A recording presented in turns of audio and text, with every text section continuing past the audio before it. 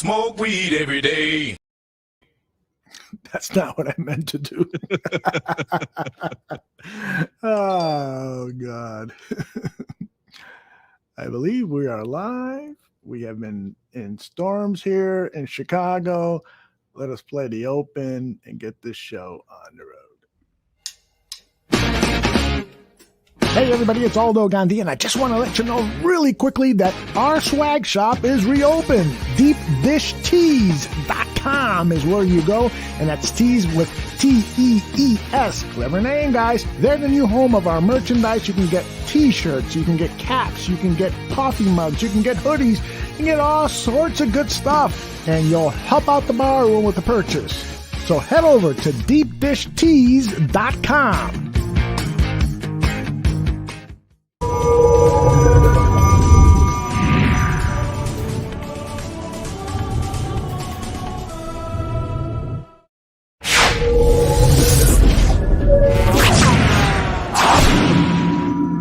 Some may find the following disturbing. Discretion is advised. Put the children to bed. It's time for Dan and Aldo to bare their souls.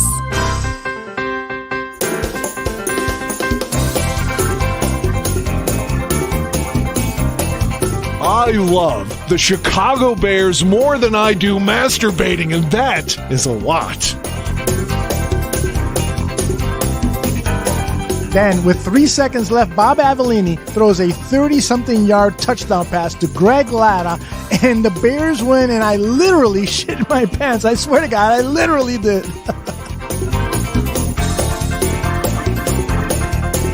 Eric Kramer, for me, I love the guy. He's a tragic figure. I mean, he embodies all that is. If they don't run the ball here, I'm going to vomit. I swear to God. Look, I don't mean any disrespect. He just didn't play that well. Not for a guy of his caliber. You know, they won, but I'm going to be miserable all week because they stunk. I don't really have any recollection of that at all, but I guess perhaps I blacked it all out. So, Dan, tape is the ultimate tool for scouts and for coaches to evaluate players, to detect plays and so forth. And they spend hours looking at tape, right? Why do they so often get shit wrong?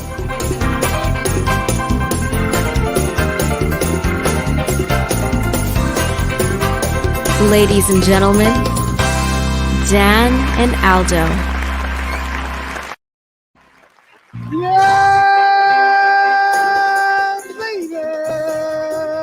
We had a storm in Chicago. I lost all my power. And then when I got my power back, the internet wasn't working. And I said, fuck, man, I've been working so hard on this show all day. And now are we going to have a show? But it looks like we are. Dan, how are you? Dan, how are you?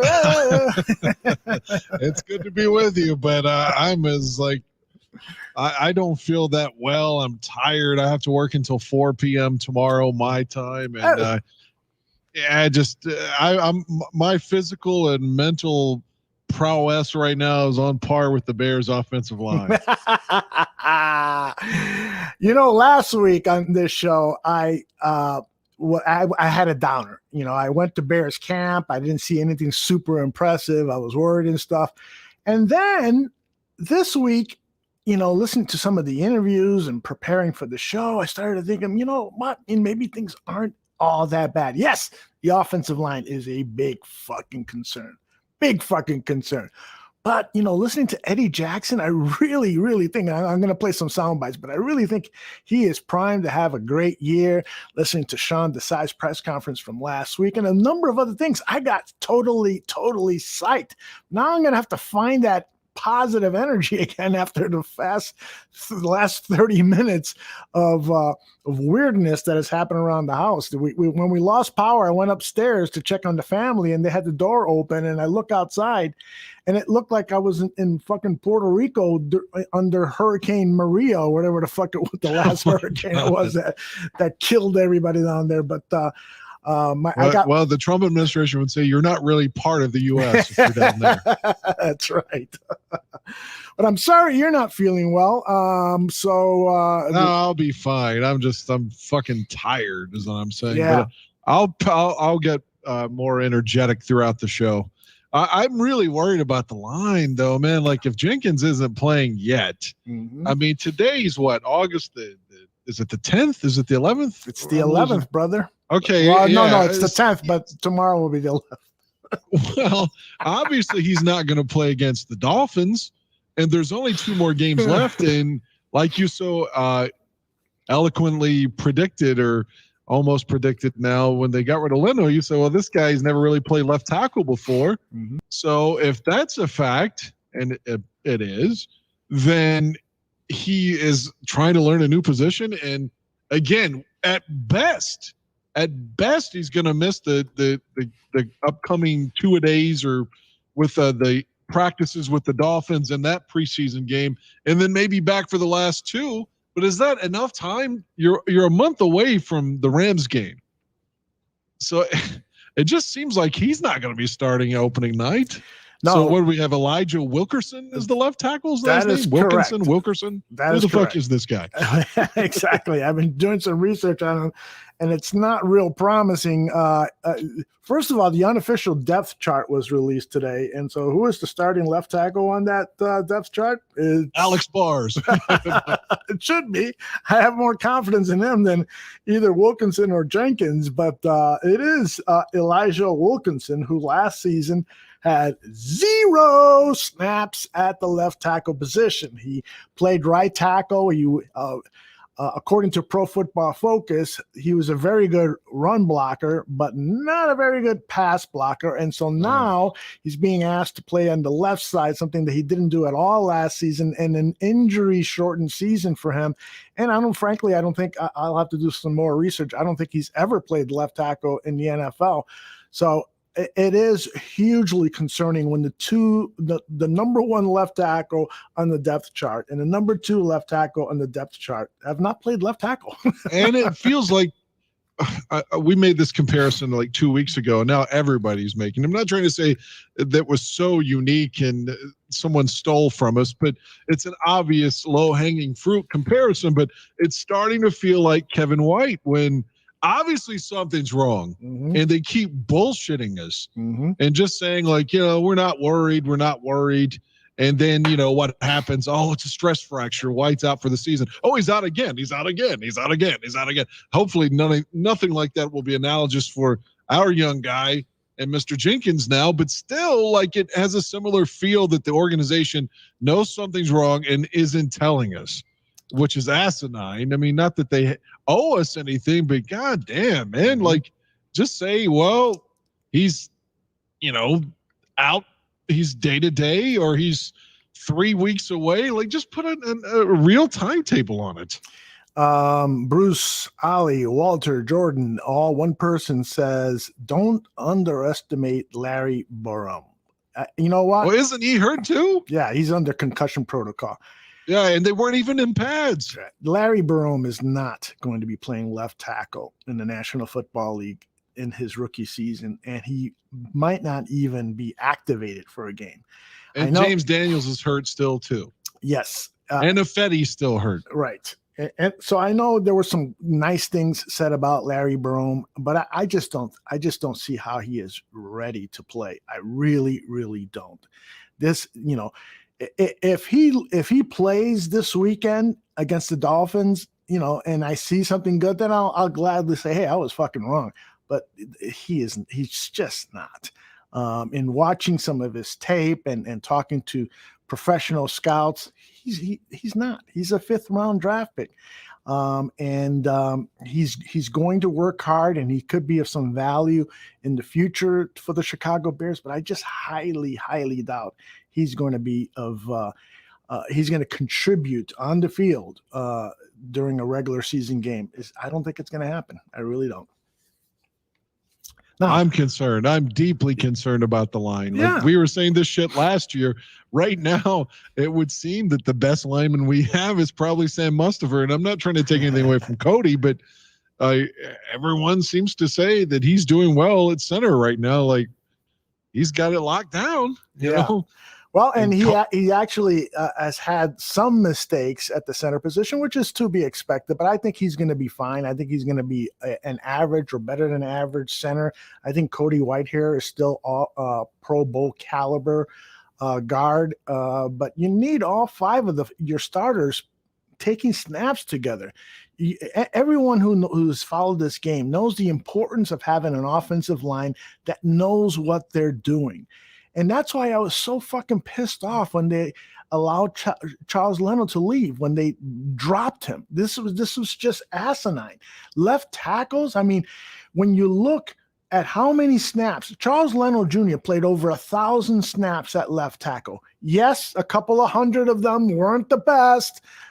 You know, I know all the Leno haters out there, but he was there. He was always there. He was always practicing. He was always playing. And that's of huge value. Right now, you don't have that. You don't have guys that are playing. Elijah Wilkinson is coming back, and we'll see what he looks like during this week of practice with the Dolphins, and we'll see what he looks like hopefully on Saturday in the first preseason game. But this is not Charles Leno. Charles Leno has played left tackle for 6-7 seasons in the NFL. This Wilkinson kid has not. He's not. So everyone who was lambasting me for saying, you know, fuck you, I'm so glad Charles Leno is out of here. You better eat your words now. I hate to put it that way, but I'm just pissed off that he didn't get the respect needed, because this guy was a lunch pail guy. He came to work every fucking day. He wasn't the best. He didn't have the strength of a left tackle, but he had nimble feet for a 7th rounder, and he established himself in the NFL. He made it to a Pro Bowl as an alternate one season, and you know. There's just this fucking narrative where people have been shitting on this guy. I miss Charles Leno Jr., and I told you fuckers you'd probably miss him too. So whose dick do we have to suck to get Russell Okung on the Bears? I mean, come on, isn't it time to start anxiety for real as a fan at this point? Isn't it time? I know you say it's, oh wow, you got 1 month away, you're just being an alarmist, or you know, you're like Fred, you're wigging out. I mean, but still, we're a month away. At some point, you have to admit, like, we need some help. Yes, and only 3 preseason games, so that adds even more urgency. And Bruce Walter Jordan says, well, Mustafa was undrafted. Yeah, but Mustafa, did he play in his rookie season? No, he sat a whole season waiting for an opportunity. So, you know, there's always that. I remember when I was having the debate with Shane and Phil, and Shane would say, well, I can find you a guard in the 5th round. Yeah, really? A fucking starter guard? A plug and play player from his rookie season on? No, there's very few guys like that, like Quentin Nelson. That's the guy that I was pining for. And they poo-pooed that idea. And guess what? I was fucking right again. Quentin Nelson was a plug and play, and all those guys that Shane said, you know, look at the Eagles. They went to the Super Bowl with 3rd, 4th, 5th round offensive linemen. Guess what? None of those fuckers started in their rookie year. So there's that, you know, and so right now we're in that situation. Take that. That's a David Kaplan line for you. Take that. Take that, Sparkles. And so that's the issue. We've got a guy who they drafted and immediately said, yeah, he's going to be starting at left tackle. What? Based on what? Well, I don't get it. Based on the fact that availability at that time seemed to be positive. Like, oh yeah, he'll be there. At least he'll be there working out. But now you're right at a month away and he hasn't even practiced. So, I mean, and I don't want the Iverson voice, practice. Yeah. Yes, practice matters, especially when you're a rookie and you've never played it down in the National Football League and you're supposed to be playing a new position. I just don't see how he's going to start opening night. There's just no way at this point, unless everybody's hurt and he's like the only viable option, which Hey, could happen with the Chicago Bears, evidently. 4,000 Clover says, sorry, Aldo. LOL. No, I still don't miss Leno. Essentially, the argument for him is that he showed up and was alive and breathing. You know what? You got to go back and look at tape of this guy. And yes, there were certain games where he was bitch slapped. There's no doubt about it. But when you compare it to other left tackles in the NFL, he was as good as half of them. He literally was as good as half. Left tackles are hard to come by, and because they want big, strong guys with super nimble feet. And Leno had the feet, but he didn't have the strength, and he didn't have the what Castillo wants in this offensive line, that killer instinct. So I understand getting rid of him, but you got rid of him a year too early. You should have brought Jenkins along slowly. And like Eric Gallico, the scout over at the East-West Shrine game, said, Tevin Jenkins is probably a plug-and-play right tackle. He's probably ready to go right now. But left tackle, it's going to take a while. And with no fucking practice at all, it's too far-fetched that guys like him and Larry Baroom are going to be playing left tackle for the Bears. It's only going to be an emergency. To me, this reminds me of 2016 when the Bears signed Josh Sitton. It's just like Green Bay cut him late, but still, we admitted we needed help. Mm-hmm. We needed help, and you go get the veteran who could come in and can contribute immediately. Mm-hmm. That's the kind of situation we're in right now. Mm-hmm. I know the salary cap is tight. I don't know the exact number, what's available. It's about $6 million, I think.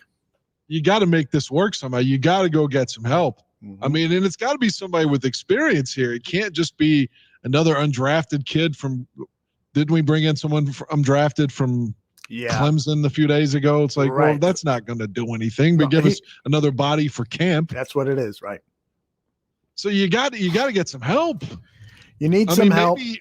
Maybe not a lot of people you have to trade there. Foles somehow. I don't know, but can you play left tackle, Dan? You're 6'5", 300 pounds.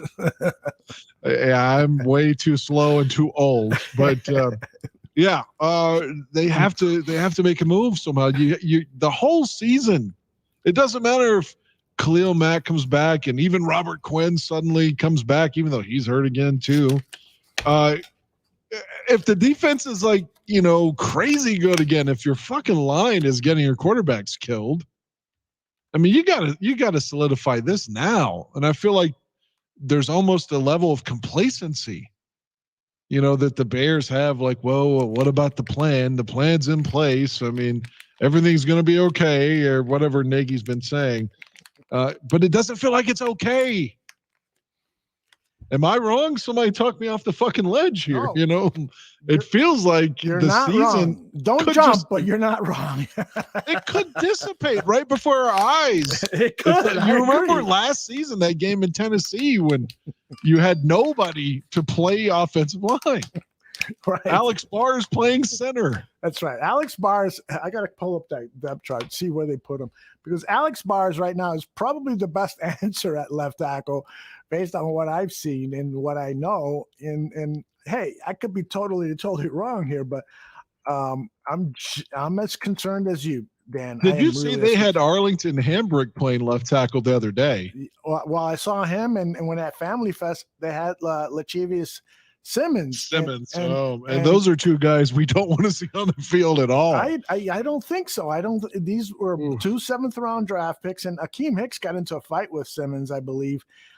He was, roughing him around because he was holding or whatever the hell what happened, but it was not pretty. And so I don't know, man. I don't know.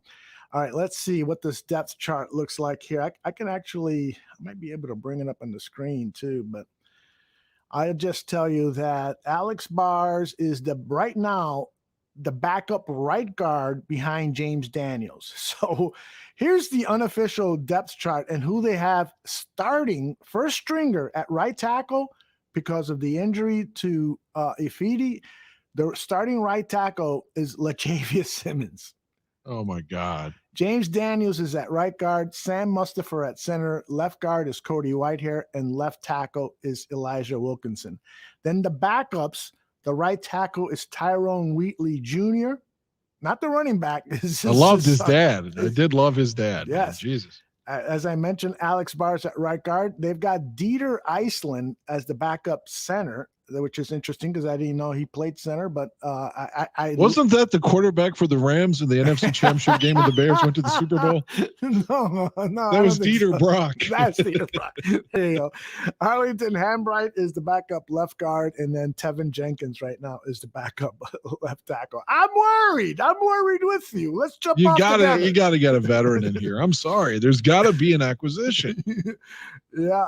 The Factor wants to know: are we excited about watching the Bears' first preseason game? I am. Yes, despite the concerns that we may not have a living, breathing quarterback after the game because of the offensive line. But yeah, I'm almost thankful that I have to work on Saturday, and I know NFL Network's going to carry it live. So, because I don't have access to the channels that you do in Chicago, that's going to carry it live, unless I buy a Game Pass. And as I saw you on Twitter mad about Game Pass last week. I'm not dropping $120 for that shit. So for the preseason game. So what I'm trying to say is I guess I'll watch it later, but I'll just be following Twitter and seeing what everybody says from work. I'm afraid to see what happens. I mean, honestly, with that line. I'll give you my password. That way you can watch it live and you can text me and say, fucking Khalil Mack. Man, Khalil shouldn't even be on the field against the Dolphins. But, I mean, maybe their idea is to play heavy the first two games and then have him chill the last game. Mm-hmm. Because, I mean, at this point, you know who he is. Yep. It's just having his body ready to go and getting production from the other guy, too. So, you know, because there is some truth to the fact that he was getting double teamed and things like that. I mean, I don't, but I'm just saying the Mac people that are like, oh God, he's triple teamed on every play, and he's number one in edge rusher at Pro Football Focus, and he's the most dominant. I mean, but the statistics don't bear that out, do they? No. So, and I know stats aren't everything, but I mean, I think he's fine though. You know. Yeah. So if he didn't play the whole preseason, and they just said, hey, get him ready for the Rams, I mean, I wouldn't be wigging out about that at all because, I mean, he'll be okay. Yeah, he's Khalil Mack, but the Tevin Jenkins needs some work. Our offensive line needs some work. Yep. And the quarterbacks need some work with an offensive line that can allow them to build some fluidity. Exactly. I mean, all your game plans are going to be vanilla right now. But still, you can't be sacked every other play. Right. And what about David Montgomery? He's got to have some blocking to hit the hole. Mm-hmm. It's just, why are the Bears always – there's always something that they like. It doesn't matter who the general manager is. There's always – you know, when Phil Emery was here, he'd go get the veterans, but the defense was just fucking trash. And now it's always the offensive line under pace. Yes, exactly. You're absolutely right. But it always seems like the Bears go to camp having like forgotten a certain position. Oh, we forgot to fill that position. Yeah. And for years it was quarterback. Exactly. For years they were okay like with having Shane. I don't mean to pick on Shane Matthews, but Shane Matthews is going to be starting. Well, that's not going to excite anybody. Mm-hmm. You know, I mean, he had some good wins for us, and the guy's out of prison now, and so I'm not trying to take a shit on Shane Matthews, but it's an example of they were okay with mediocrity at the position. Right. And it just feels like the Bears that's so Bears. Mm-hmm. And we all deserve better than that, man. Come on, like 30 years of this shit now. Hey, you may have heard me fumbling around with a package in the background, so I apologize for that, but I've been trying for the last 5 minutes to open up this bag of gummy bears, marijuana gummy bears. I'm going to take one here for the very first time. And so if I start hallucinating and I start thinking, if I start thinking that Kyle Long is in the room with me or something, you know, it's because I'm actually dropping a gummy bear that it looks heavily sweetened. So let's give you this. You could be like Nixon at the end there and start talking to paintings. That's right. Like, there's Walter. Hey, Walter, how are you, Walter? Here goes a huge fan of the Nixon days and that book, The Final Days, that Woodward and Bernstein wrote. Good book. Like he was like talking to like pictures of JFK and I mean just everything, you know, at the end. So a lot of talk about the offensive line in the chat room. PJ, who just joined us a few minutes ago, says Simmons, Hambright, Borum, Dieter, and Jenkins all need extra reps. Hopefully they can take advantage of the opportunity. Totally agree with you, PJ. This is the opportunity these guys have been looking for. They need to step up. It's like people were pointing out about Sam Mustafer. He kind of came in out of blue. So maybe some of these second-year guys like a Simmons and a Hambright and a Dieter, some of these second-year guys, maybe Juan Castillo is a miracle worker. Maybe those guys are going to flash on Saturday. So now remember the last guy that we had that was, what was he was our offensive line coach during the Lovey days, and they brought him back. He was supposed to be a miracle worker. Yeah, exactly. Harry Heastan. Yeah, Harry Heastan. Then they got rid of him, and now it's just right. But in both situations, both guys are basically asked to use that cliche to make chicken salad out of chicken shit. Exactly. That is the problem. You need, a good offensive line coach can take chicken shit and make it chicken salad, but chicken salad still can't protect your quarterbacks. So that's a big problem. It's funny that we're talking about the offensive line problems just a few days after Jimbo Covert was enshrined into the Pro Football Hall of Fame. Did you get a chance to see any of his speech or anything like that? No, I didn't get to watch it live. I think that was the day that I was the first of 3 days trying to stain my fucking decks because it kept raining. It was just a cluster. I mean, just an horrific pile of shit. I got that over with. But I did hear some sound bites, and I read some of the stuff online as well. And obviously he's very deserving. Mm-hmm. And I'm not saying this because of his ALS issues, but I always thought Mongo was another one that should have been on the Hall of Fame from that team. And arguably Otis Wilson and Wilbur Marshall too. I mean, statistically, Wilbur Marshall's got, if you combine his stats with the Oilers and the Redskins, he's definitely got better stats than a lot of other Hall of Famers and gets no love at all. Totally agree with that. I did pull a couple of sound bites from Jimbo Covert talking about first Mike Ditka and then Walter. I thought his speech was great. There are a few minutes there where you got to thank everybody. You got to thank your family members and coaches. And you only had 6 minutes this year. Was it 6 or 9? I think it was 9. Oh, I thought it was 6. Either way, actually, you're right. It was 6. My bad. So either way, yeah, it was crunched. And but he did a nice job towards the end, thanking guys like Mike Ditka. This is his soundbite on Coach Ditka. When I first got to the Bears in 1983, we weren't a very good football team. One of my first meetings, Mike Ditka said, I got good news and bad news. Good news is we're going to the Super Bowl. Bad news is half you guys won't be there when we do.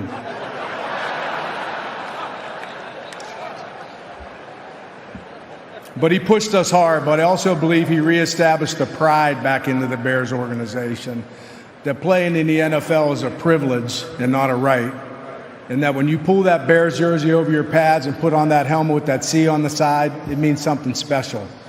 So thank you, Mike. I appreciate it. Thank you. Those were very nice words for Coach Ditka, and he's absolutely right. Coach Ditka was not an X's and O's genius by any means, but he came in at a time where we needed a fiery coach, somebody in that vein of George Halas, and he whipped these guys into shape, and he made us Chicago Bears fans proud of the team that was out there on the field. And kudos to Jim Finks and Jerry Vanisi, the general managers, who basically found all of that fantastic talent that Ditka had to work with. And he didn't fuck it up for that 85 season. Unfortunately, he fucked it up for seasons afterwards. But it was a nice mention by Covert on Ditka. Did you ever see you've seen Covert play on some of your DVDs, right, Dan? Yeah, but I was around when Covert. I mean, I saw the whole line live. I mean, I started watching the Bears to where I can remember, in '87. Okay. So I saw the line when the line was great, and they were the same line every year for, up until 91 was when Covert was gone. And Hilgenberg was there, I think, until 92. Right.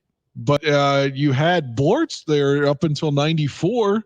Right. And Van Horn was 92? I think he left when Ditka left. Correct. But for the most part, you had that line intact for nearly a decade. Yeah. which is so important to have. And we don't have that with the current group. It is so sad, you know. The irony is, again, you know, we get an offensive lineman into the Hall of Fame, and the current offensive line doesn't have a Hall of Famer inside. This was his sound on Walter Payton. Back in the day, no one had single rooms. Everybody had the room together. But Walter had a single room. Of course, he was the only one. Matt and I roomed together. And his room was always next to ours. And when it was a big game, every once in a while, that door would fly open, and he would run in there and jump right on top of me, right? And he'd lean down. You know, he had that voice like Michael Jackson, you know? And he said, "Good morning, sunshine. Time to kick some ass."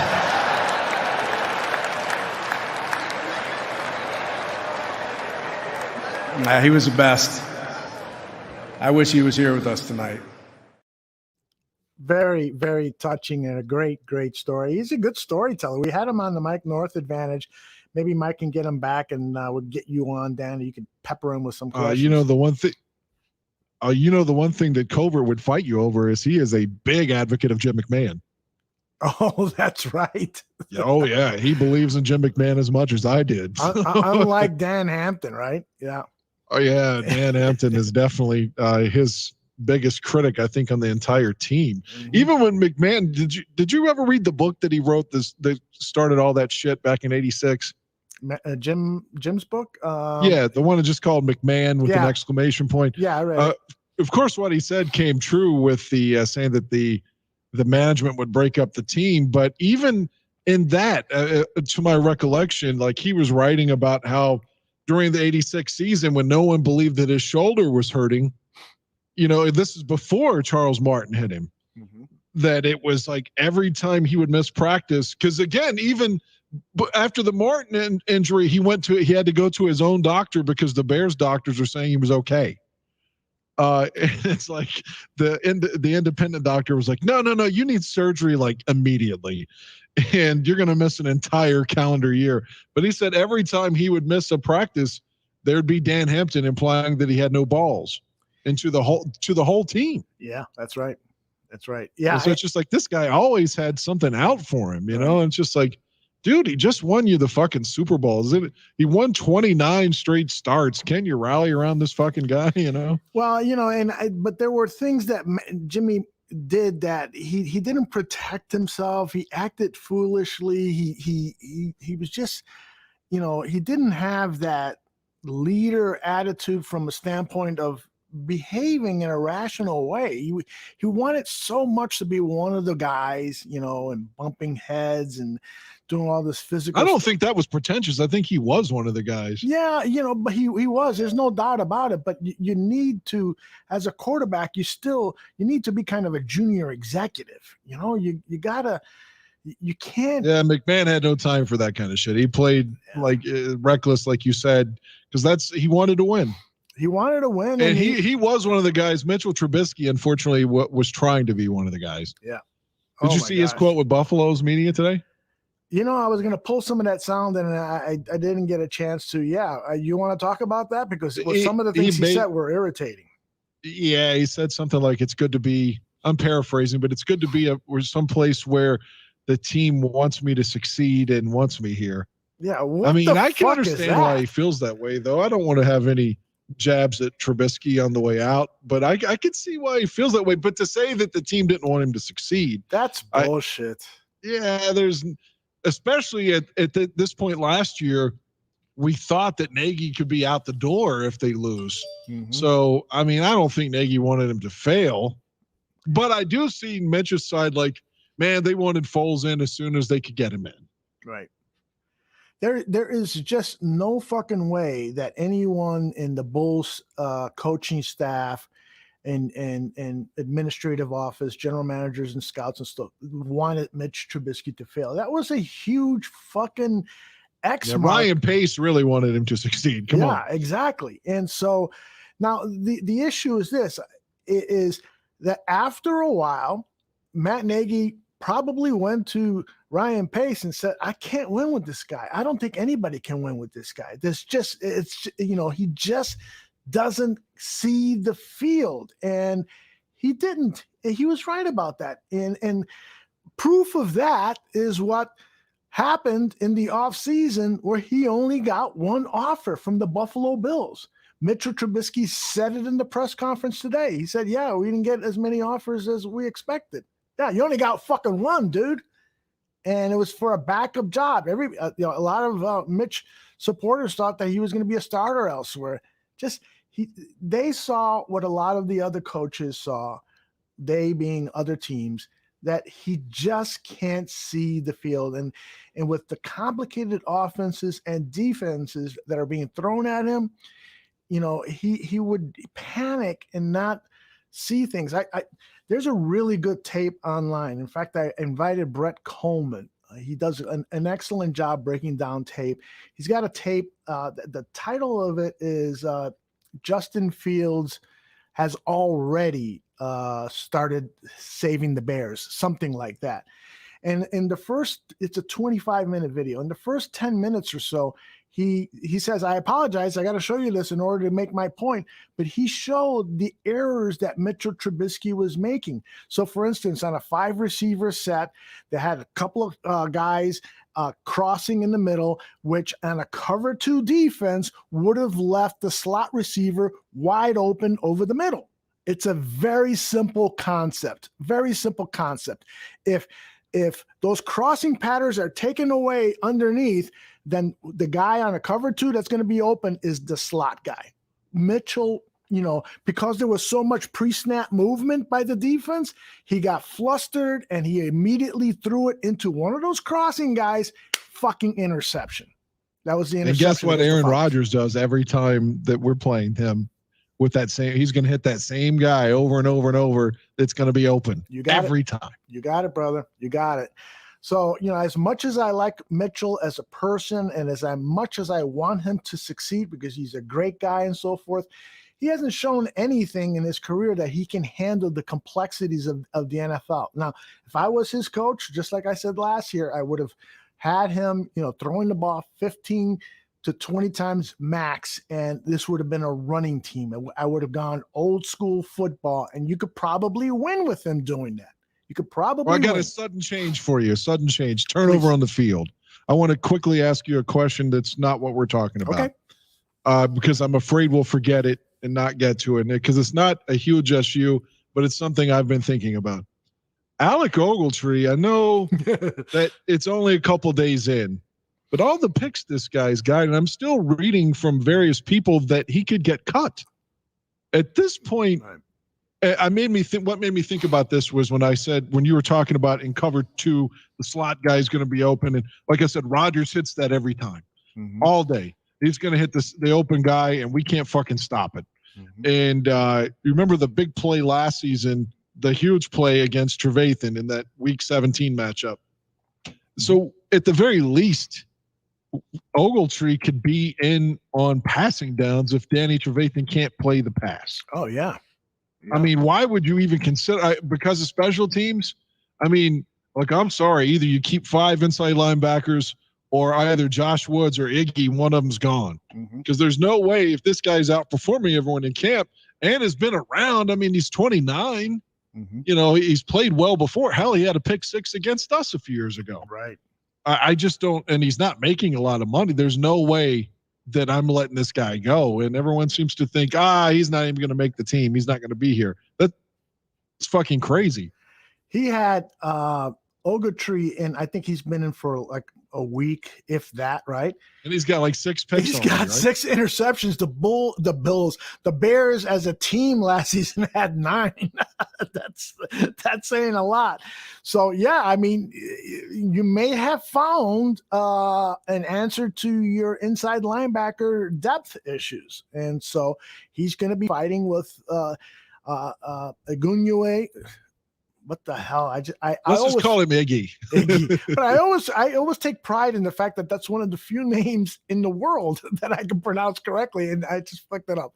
But Iggy and Josh Woods, the man Carmen DeFalco still doesn't know.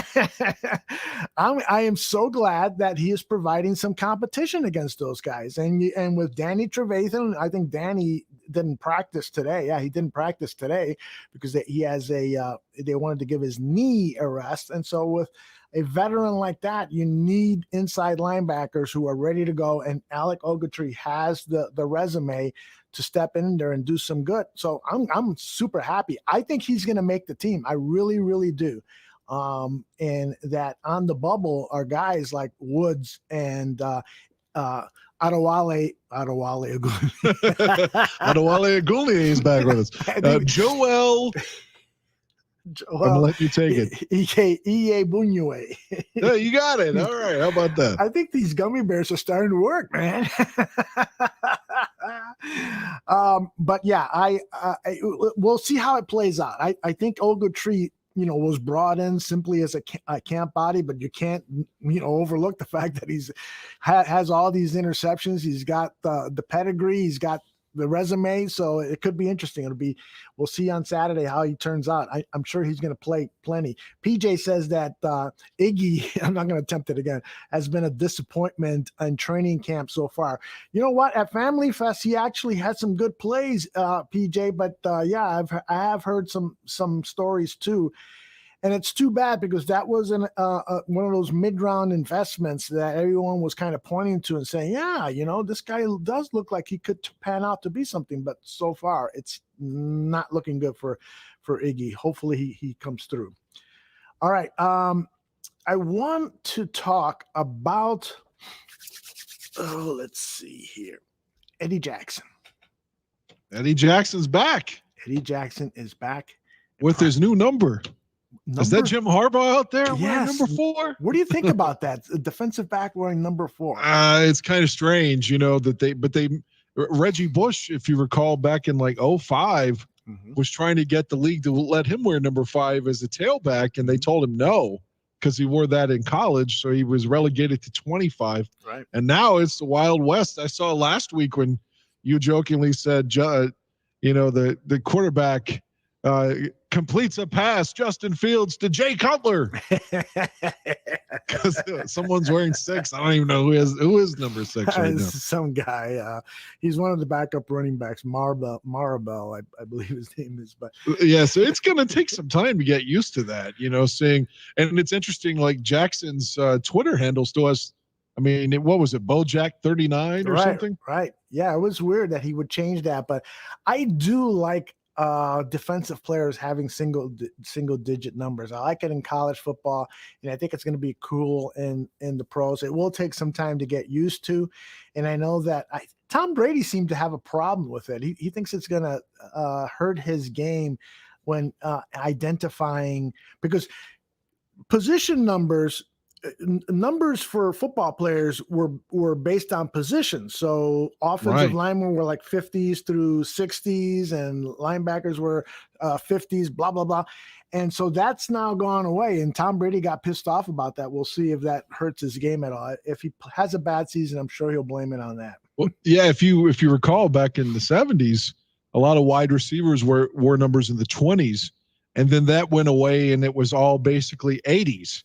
And then suddenly, somewhere in the mid-2000s, they started allowing the receivers to wear quarterback numbers. Mm-hmm.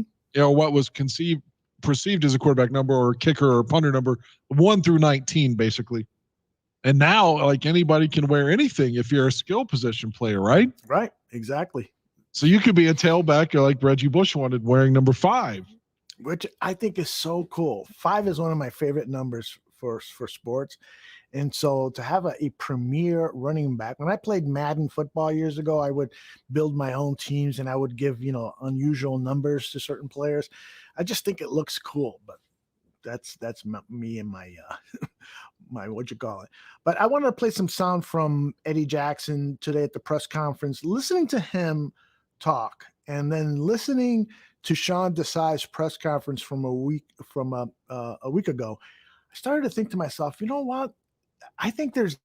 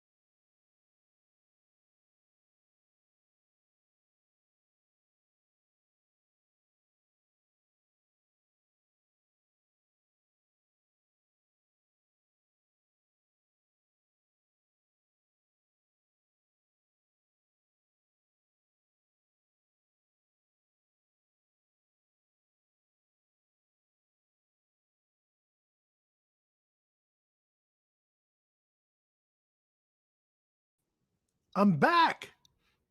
Ooh, let me see if I can get Dan back.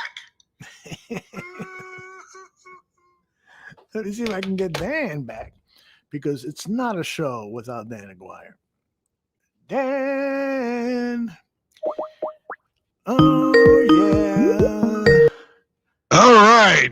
We had an unusual turnover. We did. Trubisky. But are you really back? 4,000 Clover says. I think we are really, really back. Daniel, you can hear me, and everything. Everybody in the chat room is back too. So, man, we got outstanding. So what we were leading into some sound from Eddie Jackson. Yes, and Eddie Jackson again. When I heard him talk today, I just was so enthused by him and what he said, and the gut feeling that I'm getting. Now, this is a little long because I listened to the first soundbite. Oh, that's good. And then I listened to the follow-up question. Oh, that was good. Ends up being about 2.5 minutes long.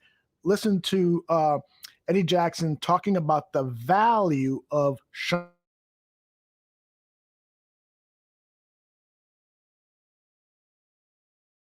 It's not playing. No, they I can hear. Just putting us in the right position. Sean, I mean, he's been around for a while, and him as my safeties coach and now as a D coordinator, just certain things that he does, to help us play to our strengths, and that's one thing he's always been good at. He was here with Vic, so he kind of got that same type of feel, and we, doing a lot of different stuff. Don't want to give out too much, but just moving players around, getting us to, really reach our full potential on defense at our positions and making it hard for the opposing team. You guys were fully locked in and in the groove in 2018. How do you describe what that confidence was in knowing that the play calling and the prep during the week was going to have you completely ready to dominate?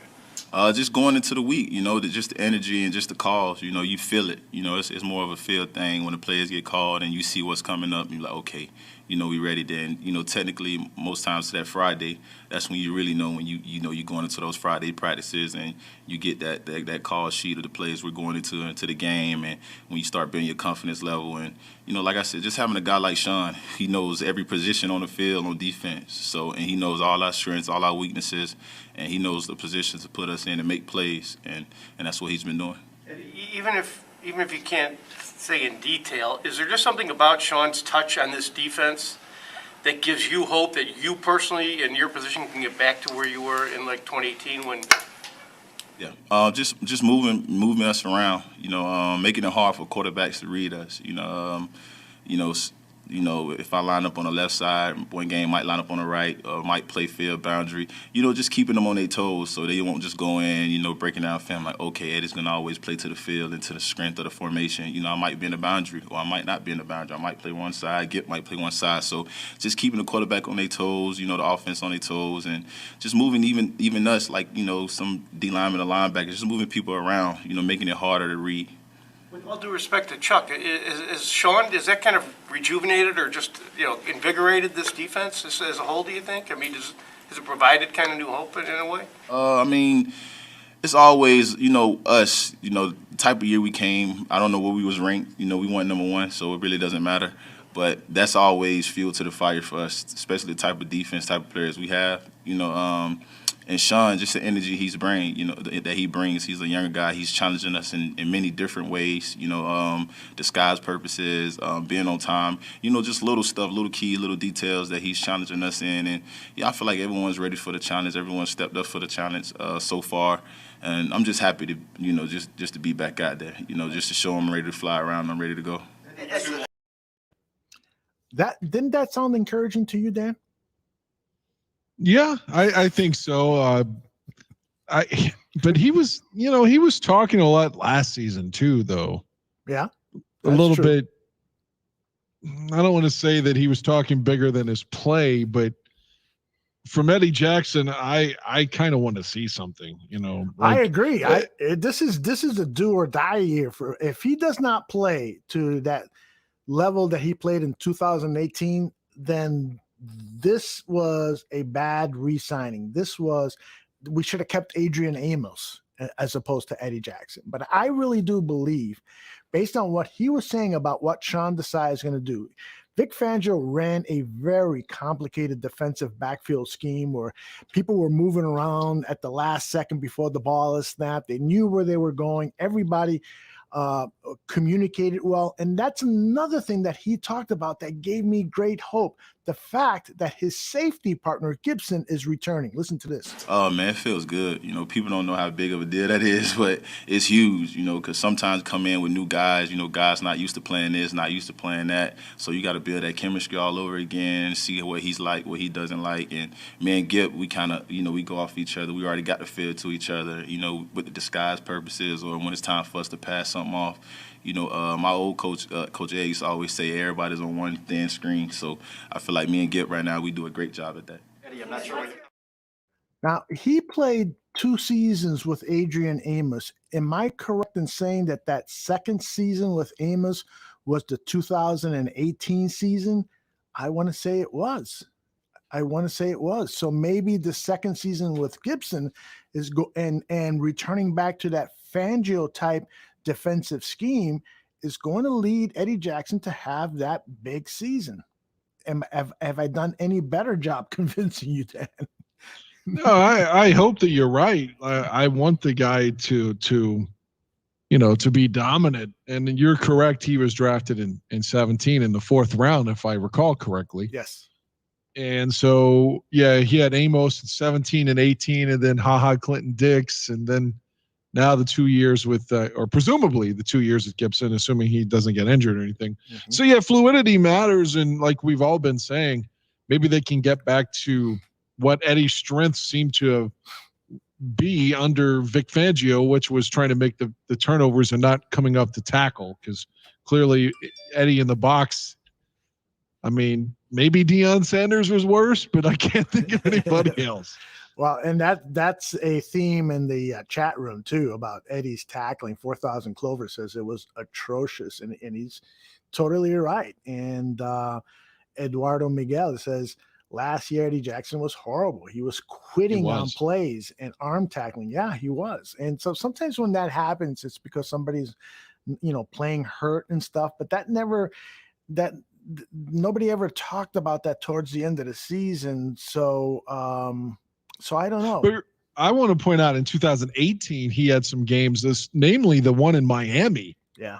Where the guy, what was that fucking Albert Wilson had those 2 touchdown catches that went 80 plus yards. Mm-hmm. I mean, there was short, dump off passes. And if I'm recalling correctly, at least one of those was specifically Eddie Jackson's fault, if not both of them. I think you're right. I think one of them was, I don't remember the other one too well, but he's not, going to go to the Hall of Fame, but I think that he can lead this, resurgence to bringing the defense much closer to 2018 than the defense we saw last season. Here's another reason I'm hopeful, because Sean Desai talked about what was Eddie doing during this part in camp where he wasn't playing and he was injured. And Eddie was very busy on the sideline. I'll let Desai talk about it. He's great. We want those guys engaged. He's got the same script that the coach has got, so he knows what all the calls are. He's communicating. He's helping the guys that are coming off the field and giving them points. And I think when you get that and you get coaches, obviously coaching players, but players coaching players and speaking the same language, I think that adds a lot of value. And Eddie's able to do that because, he and I have a great relationship. We've worked together for a long time, and I've coached him personally. So he knows kind of where I'm coming from and what my expectations are from a lot of the positions on the back end. And so he's able to communicate that. And so when you got champions like that help that, I think that's what helps bring the connectivity to the team.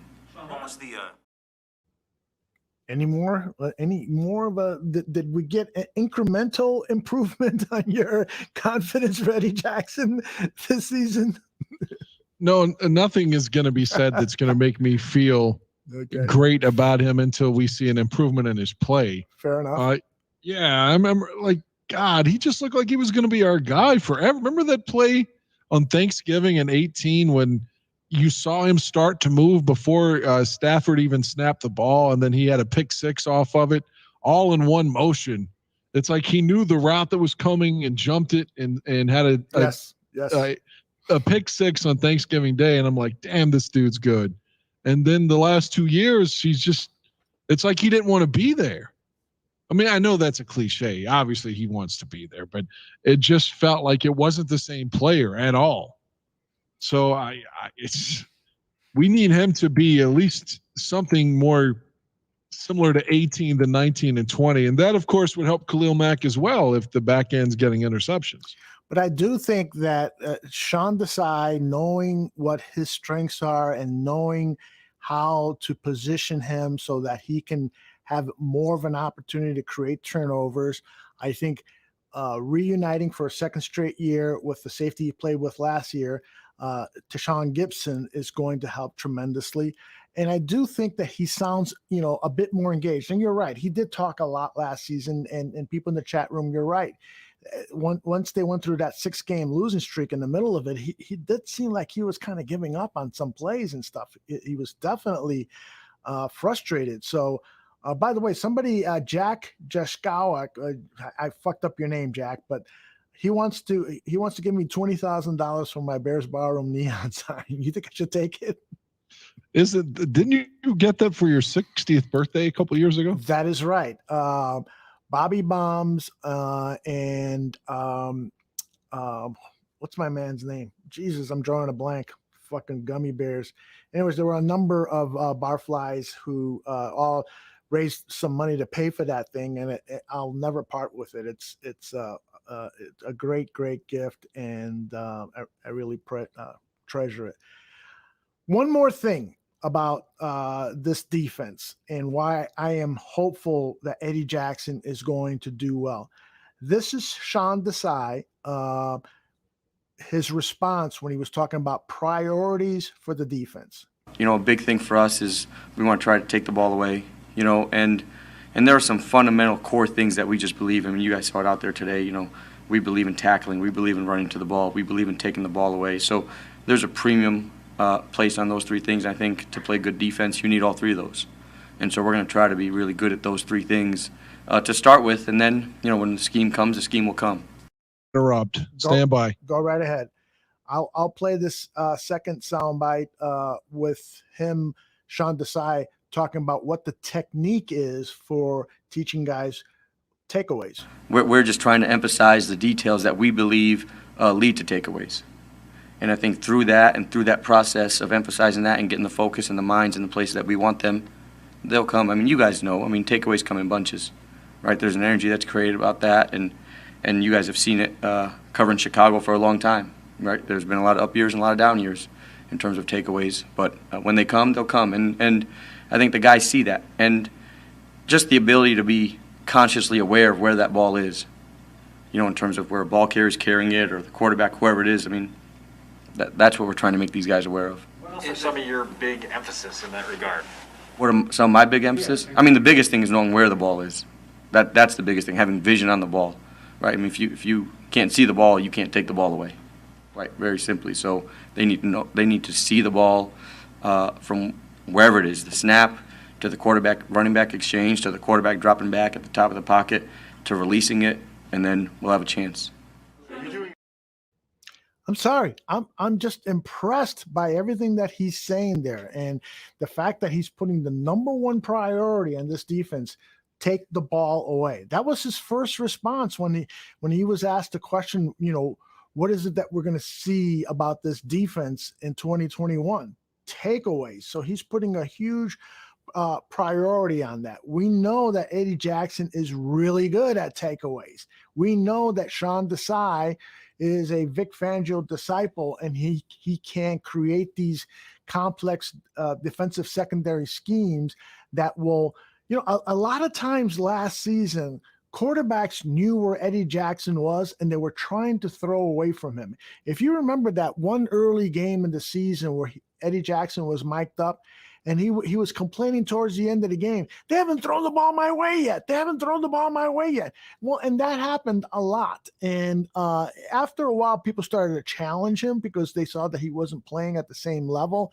And of course, when you don't have that pass rush, that's another critical part of having takeaways is you need to fluster the quarterback. You need to disrupt the quarterback. You need to get in his line of sight. You need to, give him a nudge a couple of times and and knock him to the ground and let him know that you're going to come and beat the shit out of him. Those things are important too for Eddie Jackson's to thrive. And so hopefully we're going to get there. And I just, for today anyway, I have a good feeling about it. Dan had to step away to take care of some work business. Let me see what people were talking about in the chat room there. Ali, Bruce Ali, Walter Jordan is talking about Muhammad Ali.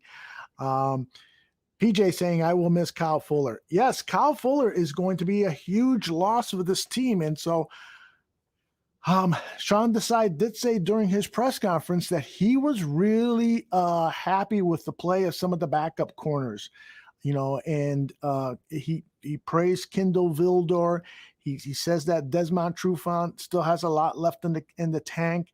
He was even, he even praised Artie Burns before he got hurt and saying that, he was kind of a pleasant surprise. So hopefully Burns, I'm not sure where he's at with that injury, but hopefully he can get back quickly. It would be a shame if Artie Burns' career ends with injuries. This guy's a former number 1 first round draft pick for the Pittsburgh Steelers. And, he should have something left. And so hopefully he's going to get healthy soon. PJ saying a healthy Hicks and Mack and Quinn will help the secondary. You ain't kidding, brother. And the key of those 3 names there is Quinn, because I've seen Hicks do it for the Chicago Bears. I've seen Khalil Mack do it for the Chicago Bears. I have not seen Robert Quinn do it for the Chicago Bears, and that is key. This $30 million investment that Ryan Pace made in this aging defensive end who rarely played that outside linebacker position. He was a hands in the dirt 4-3 defensive end. This is a make it, prove it year. I think Dan is back. I'm hearing him touch the microphone. Yeah, I'm sorry about that. I was trying to hit the mic so you would hear me without interrupting your thought. I'm sorry. Go ahead. No, I was just responding to what PJ was saying, that he thinks that Akeem Hicks, Khalil Mack, and Robert Quinn should help this secondary create those turnovers, and that's critical. You know that, Dan. If you get a good pass rush, at least a disruptive pass rush, you get that quarterback thinking. You get him, wondering, is Khalil Mack coming behind me, or is that Robert Quinn breathing up down my back? If you get the quarterback thinking about those things, he's going to make errant throws. He's going to rush the ball before the guy is open. He's gonna not hit the receiver that's open, and so that is huge. Eduardo Miguel says Quinn is hurt again. He's robbing the organization of paychecks for the 2nd straight year. Yeah, he is. He does have a back condition that they are saying it's not serious, but like Dan said earlier in the show, we don't know what to believe from these guys when they're talking about injuries. So tell us, Dan, did you put out the fire over at the station? It's more of a continuation of the same thing from earlier. Like I said, I've been dealing with an issue with one of the boards and the engineer and the owner not being happy with the guy's so sharp that if the spot plays on air, he can tell if the left channel is off from the right channel and all this shit that I'm like, dude, that's not my responsibility. But okay. So I've been sort of the middleman for that. Plus, again, I was dealing with traffic, which means the commercials. And it's just, that's why I was going to be late anyway. Before your internet went down. It's been one thing after another. I'm sort of the middle person in all of these situations that I'm not even directly involved in, but I guess that's why I'm getting paid. So as of right now, I hope that we've got another hour and 20 minutes without interruption. Well, PJ says, I think that Kendall Vildor will be a good backup to Jalen Johnson because I'm not trusting Johnson's shoulder. I want so bad for us to get Fuller back next year. Fuller is not coming back. I highly, highly doubt it. But you're right. That's another concern regarding this do you think that Kendall could possibly be starting opposite of Jalen Johnson? I truly, truly believe that he could take that starting cornerback job away from Desmond Trufant. Because he's hurt too, right? Trufant, I think he's got a soft tissue injury. I can't remember if it's a hammy or. I thought he's kind of like Alshon Jeffrey. He's always got something. Yeah, well, Trufant is coming 2 years where he played a total of 8 or 9 games. So he had some injury issues, and so he says he said physically at the press conference that he had a couple of days ago, he said physically he's feeling as good as ever. So take that. I thought he was hurt. I thought it was a calf or a hamstring or something. I think so. He met the media a couple of days ago. I'll double check, but I think he's fine. But the overall point is that I do have concerns about the cornerback position because of the injury history of Jalen Johnson, his bad shoulder, and Desmond Trufant, only playing a handful of games over the last 2 seasons. So it looks like Duke Shelley's going to be our new Buster Screen, right? I guess. Yeah, people are talking him up, saying that he's doing well in this camp. Mm-hmm. From what I've been reading. That's so weird because like you're relying on everyone else's opinion during like you got to go to Soldier Field that one day, but unless it was like I guess in Bourbonnais you could go all the time, but for the most part any opinions that I may or may not have right now are sort of influenced by somebody else. When I hate to do that, but the things I've been reading seem to indicate that Duke Shelley is doing well and is the nickel guy, but maybe that's completely wrong, but that's I can't attribute to which specific writer it was, but there's been a couple that have been praising him. The depth chart at the defensive back position, guess who is the starter at cornerback? Kendall Vildor and Jalen Johnson. The backups are Artie Burns and Desmond Trufant, and Duke Shelley is third stringer. Let's see who they have at the slot cornerback. Actually, they just have the depth chart doesn't have the slot cornerback. It has the 2 safeties, Gibson and Eddie Jackson, with Houston Carson and Deion Bush being their backups. Marquis Christian, who had a couple of good practices, and Tabor. I've heard some good reports on him. So those 6 safeties have been playing well. Maybe they can play cornerback because the depth at the quarterback position is not very good. And we got to remember Thomas Graham Jr., the rookie drafted out of Oregon. Right now he's third stringer on the depth chart. So he's got a ways to go before he can be on the active roster. But he's somebody to keep an eye on. But that's what these games are for, though. A guy like that could excel in the preseason and bump his status up on the roster. Tony, the pod boss, is being critical of the photograph we're using for you on the air. He says, is that the best photo you got? You look like you burn cats and paint your nails black. I don't know what that means. I burn cats? Maybe because you look a little on the goth side here. You're wearing your Maryland. I'm not gothic. I don't wear makeup or I'm not androgynous at all. I am who I am. So I guess that's how he sees that photograph. But I will change the photograph for you, Tony, the pod boss, next week. Okay. I say we leave the photograph for an extra week to fuck with Tony the pod boss. Is it the Shining kind of photo? Yeah, again, it's me acting like Nicholson on the front of The Shining. If anyone saw The Shining, it's just an homage to that. And of course, you got the Marilyn Manson T-shirt on, so that's pretty cool. All right, I thought I had Nirvana on in that shirt. Well, then it's the wrong shot. It's a different shot. It's not the Jack Nicholson shot, because the way you were describing Jack Nicholson, I go, no, that's not the picture, but nobody cares. Okay. Well, yeah, that's fine. Now, another soundbite I want to play for you guys is just because it again made me feel good.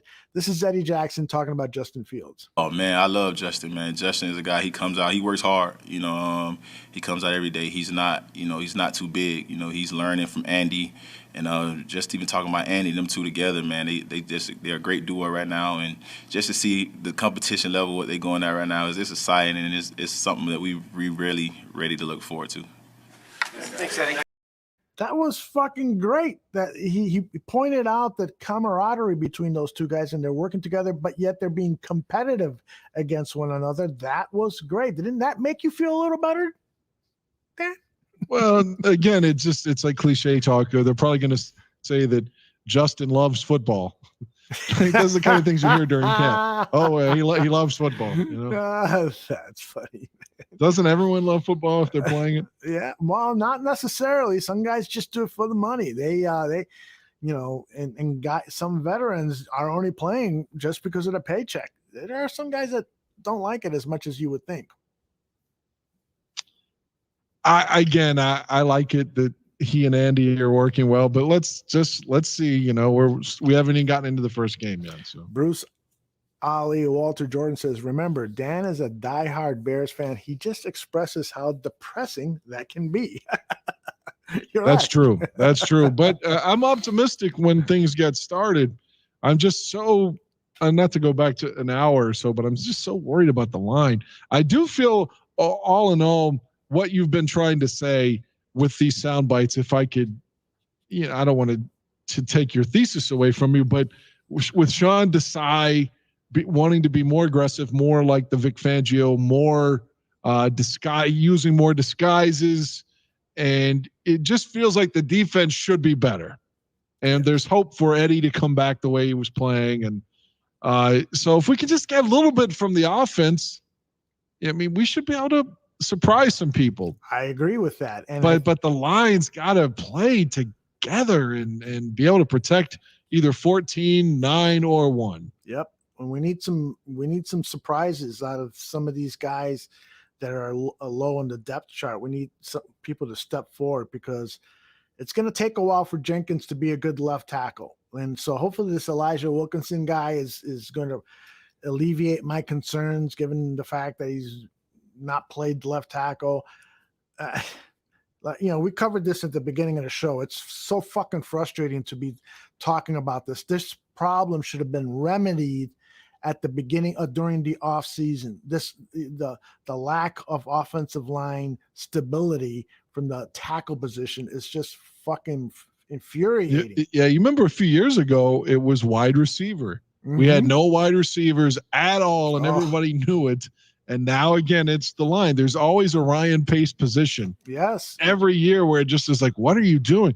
I want to say Russell Okung is available. But maybe if they, I don't want them to play poorly on Saturday. I don't. Yeah. But let's just say if they did, hypothetically, maybe that's what it would take to move the needle to signing someone like that you feel like you could just come in and say, all right, big man, go protect our quarterback. Mm-hmm. I agree with you. I want everybody to play well, but I don't give a shit if everybody plays well. You still need to be out there making phone calls and seeing if you can bring in a tackle who has left tackle experience. That's the thing, and those guys are hard to find. I get it. I understand. But there are guys out there, you might have to give away a little bit more than you want. But this situation is just untenable, man. It's just not good. Now, something that is good is our guy, Darnell Mooney, at the wide receiver position. He has been getting raves from camp, and a lot of those raves have to do with his route running, which is something that he was asked about at a press conference yesterday. Last year, I was more so just trying to just be at the right place at the right time. This year, I'm more comfortable of just taking my time, being more at pace, and being able to just win the route, and then the quarterback hit me. So just having that confidence and being able to just run my route is definitely different than last year.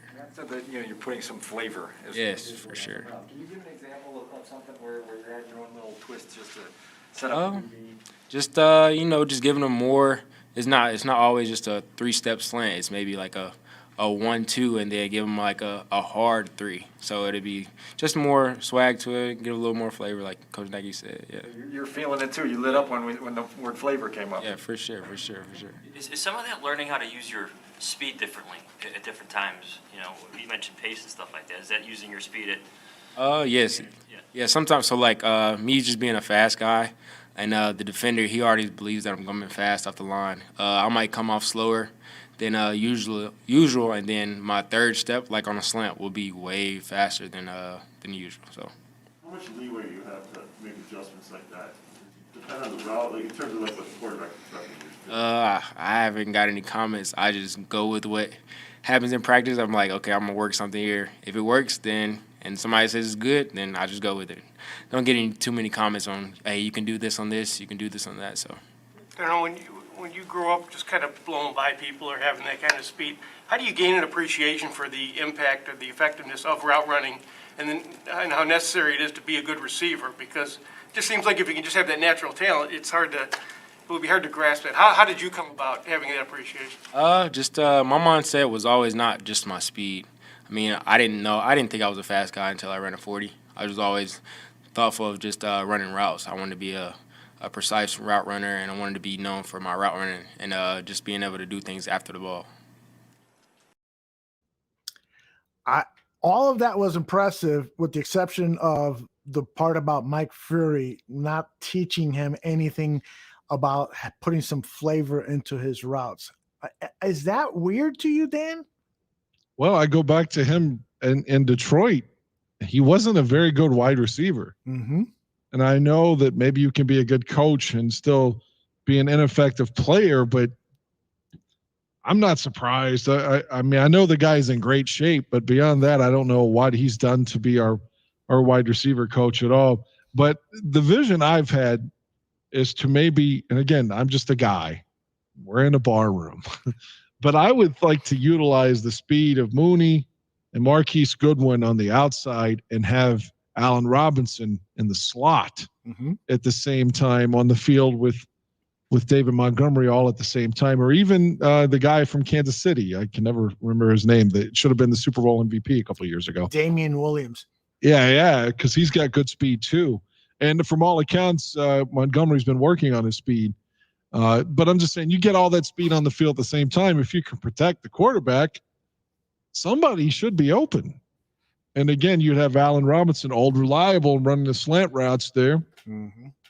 And I agree with you. I think it would be really a solid offense. I think you're going to see that. I don't think there's a doubt in my mind that they're going to have a number of formations where they're going to have 3 or 4 super speedy guys out there. That's what they really want to.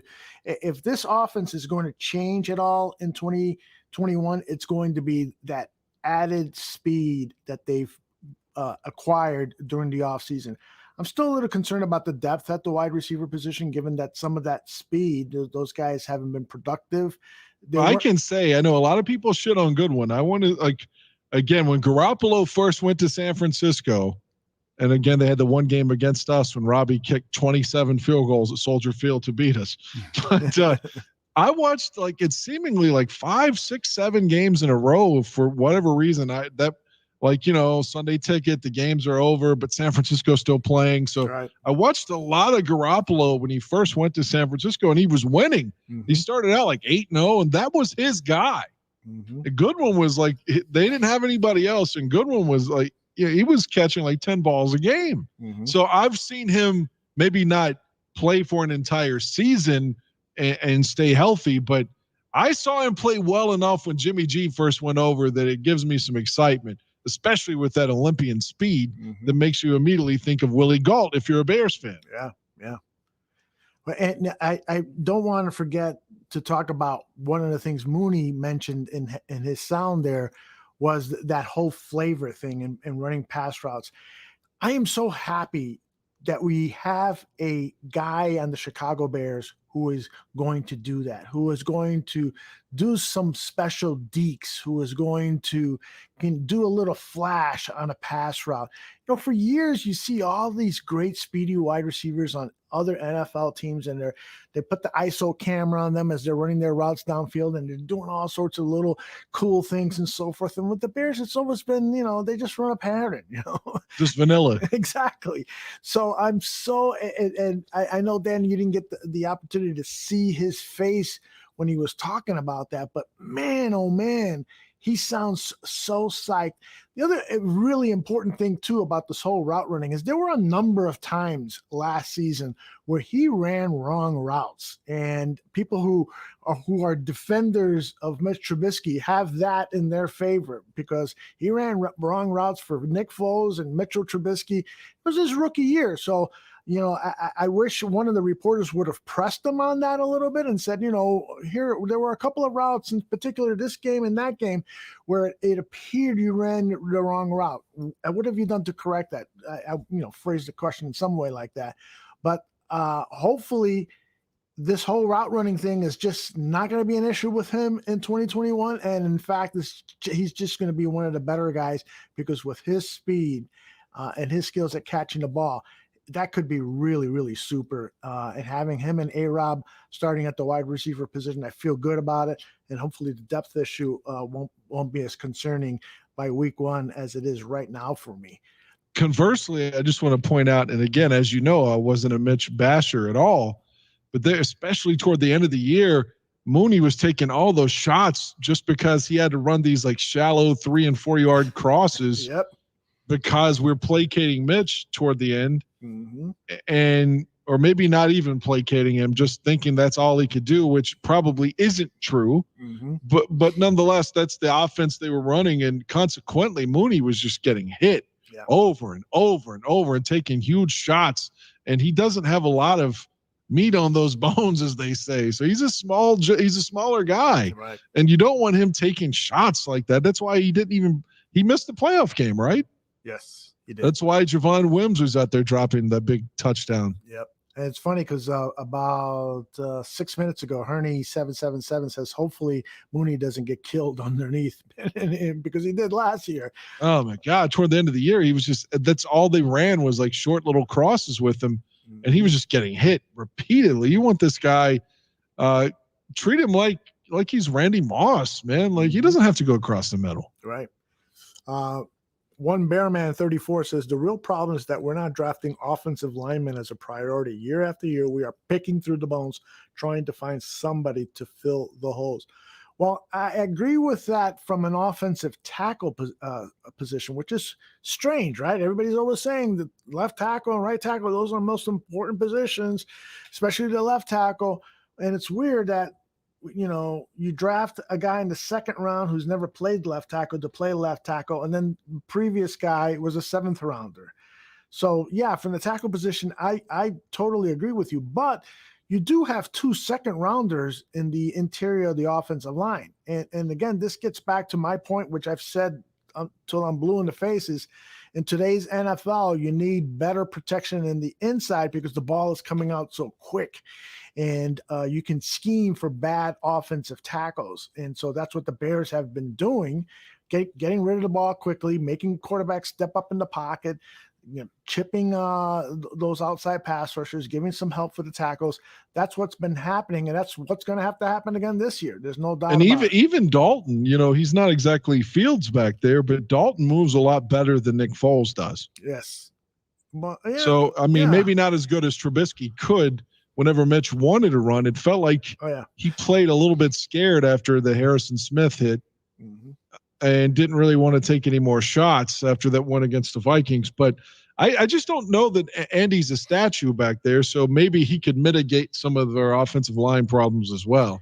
No, you're absolutely right. Dalton is better, has more nimble feet in the pocket to buy himself an extra second, whereas Foles – Foles really looked, after he took a beating a couple of games and the offensive line started to suffer, he really looked like, he just can't play in the NFL anymore. And then at Family Fest, the way he was running, I thought was really, he looks like an aged quarterback. And maybe that's why there may not be a trade value. Maybe Indianapolis has had scouts at Bears practices, and the phone call was put into the GM. Yeah, this guy is done. This is not the same quarterback. Well, again, this is just what I've read. It could be wrong. I think it was Adam Johns, that intimated that there was some animosity between Carson Wentz and Nick Foles, and that Wentz doesn't like Foles. Yeah. And said that they had a history together. Or I think it was the way he worded it. So from what I recall reading it, that there seems to be some animosity that the Colts GM Chris Ballard, to almost placate, Wentz, he wouldn't trade for Foles. But isn't not Tavares Jackson?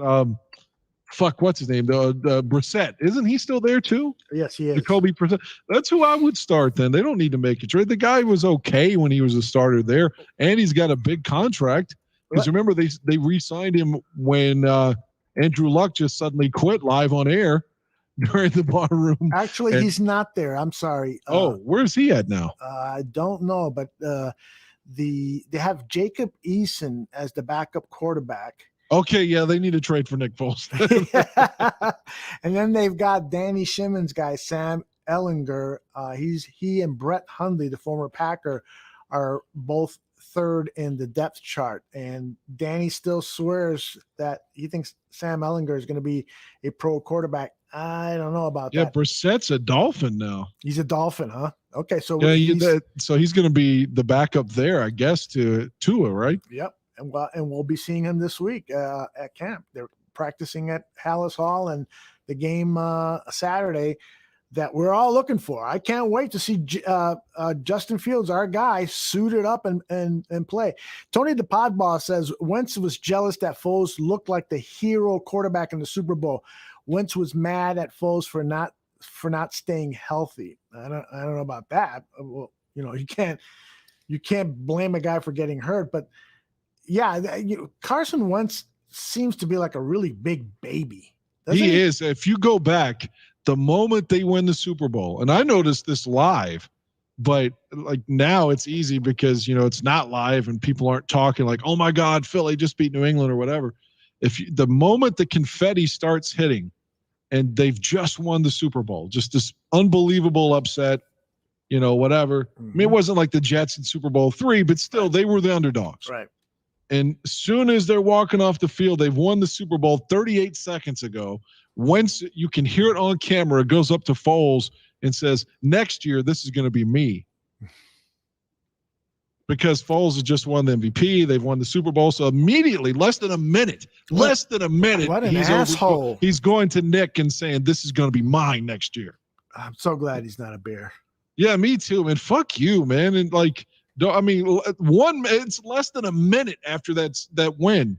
And he's already telling Foles that, man, you should be happy that your team won the Super Bowl. Yeah. That's why he was benched last year in favor of Jalen Hurts, just because the coaching staff just started getting tired of his shit, and he's just not a great teammate. And when you're not a good teammate and your statistics are fucking terrible, right? I mean, when he got Doug Peterson fired. There's no way around it, right? When your statistics are great and you're a bad teammate, you're Aaron Rodgers. Good point. But yeah, when 4,000 Clover says, he says Wentz is bitch made. That comment against Foles for all the reasons why I never wanted him in Chicago. I agree. I didn't want him either. If you can go back and check our old shows, I did not want him. You are absolutely right. I was trying to find a silver lining and potentially him coming to the Bears. I went back and looked at a lot of tape, and there seemed to be some extenuating circumstances for his bad play and stuff. But I'm just glad it didn't happen, because it would have been, I would have never forgiven myself for applauding a Carson Wentz acquisition. I swear to you, I think he's got something like herpes on his face or something. He's always got sores and shit all over his face, his neck, his mouth. I'm telling you, it looks like that guy doesn't take a bath. Did you fuck him?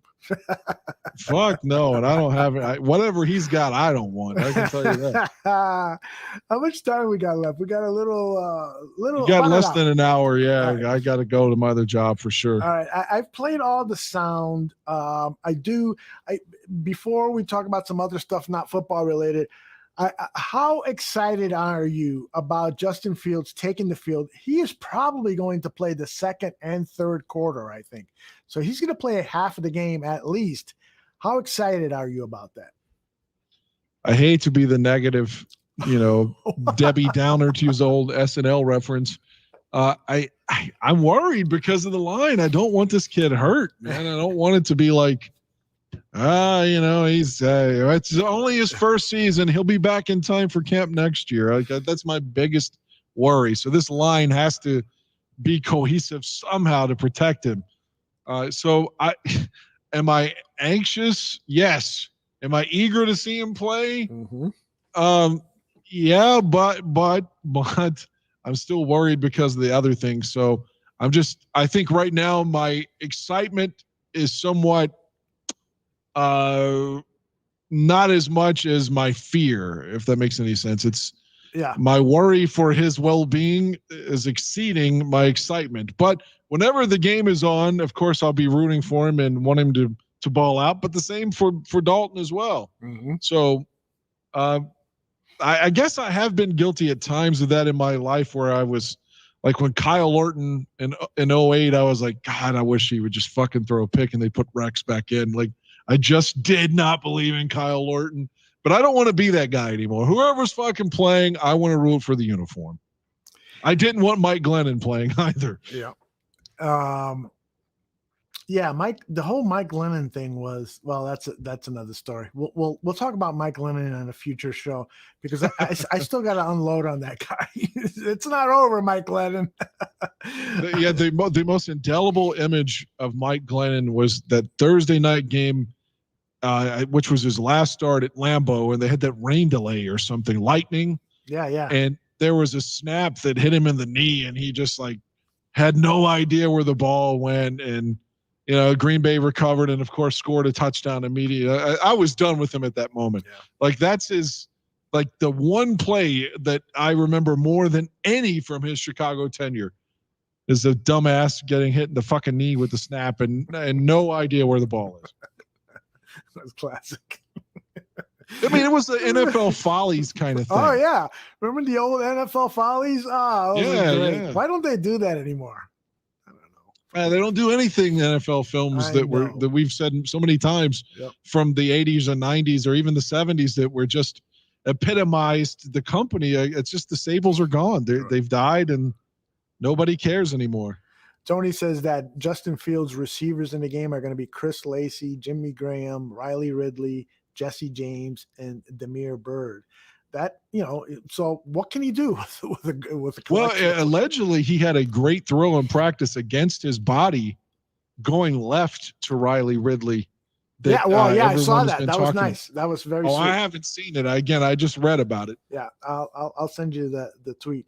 The other thing that's even more concerning, Tony, is the offensive line that he's going to play under. So this is probably going to be the offensive line when Justin Fields takes his first snap. At right tackle, it'll be 7th round pick Latavius Simmons. At right guard will be undrafted free agent Alex Bars. At center will be undrafted free agent acquisition Dieter Iceland. At left guard, it will be 7th round draft pick Arlington Hambright.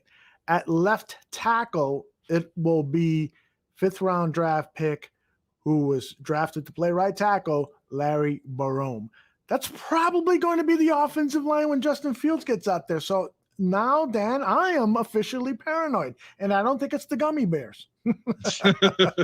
Yeah, that sounds Arlington. Maybe I'm just too hard on him, but for the little bit I saw of Arlington Hambright last year, that I just thought, ooh, if he's playing, this is the guy that's 53rd on your roster. Yeah, well, you're absolutely right. You don't want that guy in there. That's concerning, man. That is effing concerning. And it's, I threw in that they were undrafted free agents, low draft picks, and so forth. But that's to the point that's been made over and over in the chat room, is that the investment by Bears management, Ryan Pace, for offensive linemen has been ridiculous. You got to question whether this guy really knows how to build a team. I don't think so. Yeah, it's that 2018 Executive of the Year and Matt Nagy's Coach of the Year. Those are the two things that's going to keep them here another year, because if they fail this year, it's going to be like, well, it's still we've got our quarterback and he's only entering year 2. So they bought themselves probably another year, even if they fucking suck this year. Yeah. Jeez. Tony makes a good point here. He says, in all fairness, you are also going up against the Dolphins' 2nd and 3rd unit as well. You're absolutely right, Tony. So there is going to be some trade-off. It's not like they're going to go up against the Dolphins' first stringers. And then we got Mitchell Trubisky's revenge game after that. Oh, man. Yeah, you know what? Maybe I should make an effort to get to that game just to see Mitch in person. Nah, fuck that. Man, wouldn't it be some shit, though? With Soul Bears It happens to us all the time. I thank God don't it's say just a it. preseason. Don't say it, Dan. If Mitch just lights up that fucking defense. Don't say it. Well, it throws the ball deep. And it's like, man, they held me back. They held me back. Yes. He scrambles to he does a planned rollout. Just like we were always asking, hey, you run more rollouts with this guy. He does a rollout and throws a 60-yard pass on the button to a wide receiver who doesn't drop it. Honestly, if that happens, I wouldn't be surprised because I'm still not of the mindset that it's Nagy's fault just as much as Mitch's. Okay. So I wouldn't be surprised if it was Nagy that was making him play so poorly in a lot of ways. Right. Well, I got to get I asked Brett Coleman to join us. He's the guy that did this video. I'd love for him to explain to us, because I don't think we'll even need the visuals for him to explain to us why Trubisky was so bad last year. You got to watch this video. It is really a very well done video on the expectations for Justin Fields being very, very high, and justifiably so. In fact, he starts the video with comments from Chris Sims and all the other Justin Fields detractors. And then he says, I can't fucking believe these people and what the bullshit they've been trying to throw at Justin Fields. Justin Fields is going to be a great NFL quarterback, and he should pay dividends to the Bears right away. So he sounded really, really positive about Justin. And in order to make his case, he had to show a lot of the bad highlights of Foles and Trubisky and how they weren't executing Nagy's offense. So he was a bit on Nagy's side in terms of play calling or schematic fits and stuff. So we'll see. Maybe we'll get Brett Coleman on here in a future show. All in all, I've had a lot of pessimism on tonight's show, unfortunately. Yes, you have. I noticed that. But all in all, it's such a fun time because, again, we're rolling into the first preseason game, and again, all the line problems. But I just got my first Sunday ticket installment billed to me on my DirecTV bill. Yeah. So it's here. It's here. Before we know it, we'll be talking Bears Rams, and although I don't really want it to get cold again quickly, I'm not really looking forward to winter. Mm-hmm. But all things equal, this is the best time of the year. Fucking football, the Bears are back. So, that's, even if it ends up being another bad season, for now I've got something to care about again. Mm-hmm. And it matters, man, especially if COVID starts fucking with us again, and canceling things, which has already affected one of my upcoming concerts. Yeah, you want to tell people about that? Yeah, and I'm in a fucking battle all of a sudden with the venue. So Limp Bizkit played Lollapalooza in Chicago, mm-hmm. and I'm not trying to say that was a super spreader event or something, but reportedly Wes Borland, the guitar player, contracted COVID despite being fully vaccinated, mm-hmm. and was sick after that. So they canceled the rest of the tour, and Fred Durst, the singer, was quoted allegedly by telling some fans that Wes was sick. And so in their press release, they get away from that and say, oh, Wes doesn't have COVID. But because of COVID concerns, we're canceling the rest of the tour. And that's the verbiage. They say they're canceling the tour, and furthermore, immediate refunds will be available. Well, the venue, which is in a town called Norfolk, Virginia. The venue's called the Norva. Well, they're trying to say that the show was postponed and not canceled and not giving us our refunds. So I ended up contacting my credit card company and filing a dispute with the charge, because Limp Bizkit specifically said this tour is canceled and immediate refunds will be available. So I think that's bullshit, but we'll see if I get my money back. Yeah, I hope you do, man. Tony, I just hope nothing else is canceled, but go ahead. Yeah, well, there will be. Trust me. Tony says, why get the vaccine if you can still catch COVID and get sick? Eddie Goldman is vaccinated, yet he's still out. The reason why, Tony, is because the severity of the sickness is lessened if you have the vaccination. So that's why. I'm high risk for getting COVID because I have diabetes, but taking the vaccination reduces the chances that I'm going to get, put on a respirator if I get COVID. I'll probably be out of it for a week or two, but my life will be saved as a result of the vaccination. And historically speaking, I don't want to make it political because everything is goddamn political now. It is. I mean, how did we beat tuberculosis as a country? How did we beat polio? Yep. With the vaccination. Yep. The country was brought together by leadership, and everybody bought into the message, and they did the right thing. Now, unfortunately, we had a previous president who laid doubt about, masks and vaccinations. And the top-rated guy on Fox going and placating a fucking dictator last week, telling every night, I'm just asking questions. I'm just asking questions. I'm the most Caucasian man in the world. I'm Tucker Carlson. Caucasian man. Mike North did a video called Caucasian Man. Oh, I remember. You remember that? Yeah. He couldn't do that now. No, there's a lot of stuff that Mike North used to do that he couldn't, he probably shouldn't do now. I mean, he could do whatever he wants, but he probably shouldn't. So now we're getting political in here. See, somebody's joining. I'm sorry.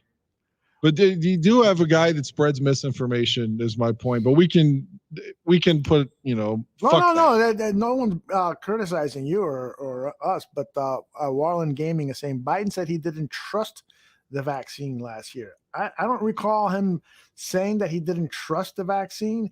I think what he said was, I don't trust the fact that we can develop an effective vaccine in such a short amount of time. This was, you got to give credit to Donald Trump about, a few things that he did as president. One of them was Operation Warp Speed. They got the, I think they could have done other things better, but they did get the I still think done. If he told his base, everyone should take this vaccination, they all would have. And they wouldn't be doubting it right now. That's just my opinion. I think he deserves the blame for the divide. You wouldn't have the right wing saying shit like it's my personal freedom. I mean, if Trump would have said take it, they would have fucking took it. Right. They like idolize him for whatever reason, to the point like they look up to him and listen to everything he says. So he could have said, hey, this virus is not a liberal hoax. Take the fucking vaccination, and they would have. That's my opinion. Tony says historically minorities were vaccinated with syphilis and used as lab rats. That's true. That is absolutely true. Tony, I don't need to look it up. I'm very, very familiar with that. With the Tuskegee Airmen. Yeah, and I understand. That happened to us Puerto Ricans too. You could look that up, that we were lab rats. Some of the Puerto Ricans kept in federal penitentiaries in the 50s were used as lab rats for a number of things. So I totally get it. Blacks don't trust the vaccine, he says, and I get that too. But the fact is that the science says that it is worth trusting. I understand that why a lot of black people don't trust the vaccine. I get it. I if I were in their shoes, I probably wouldn't trust it either.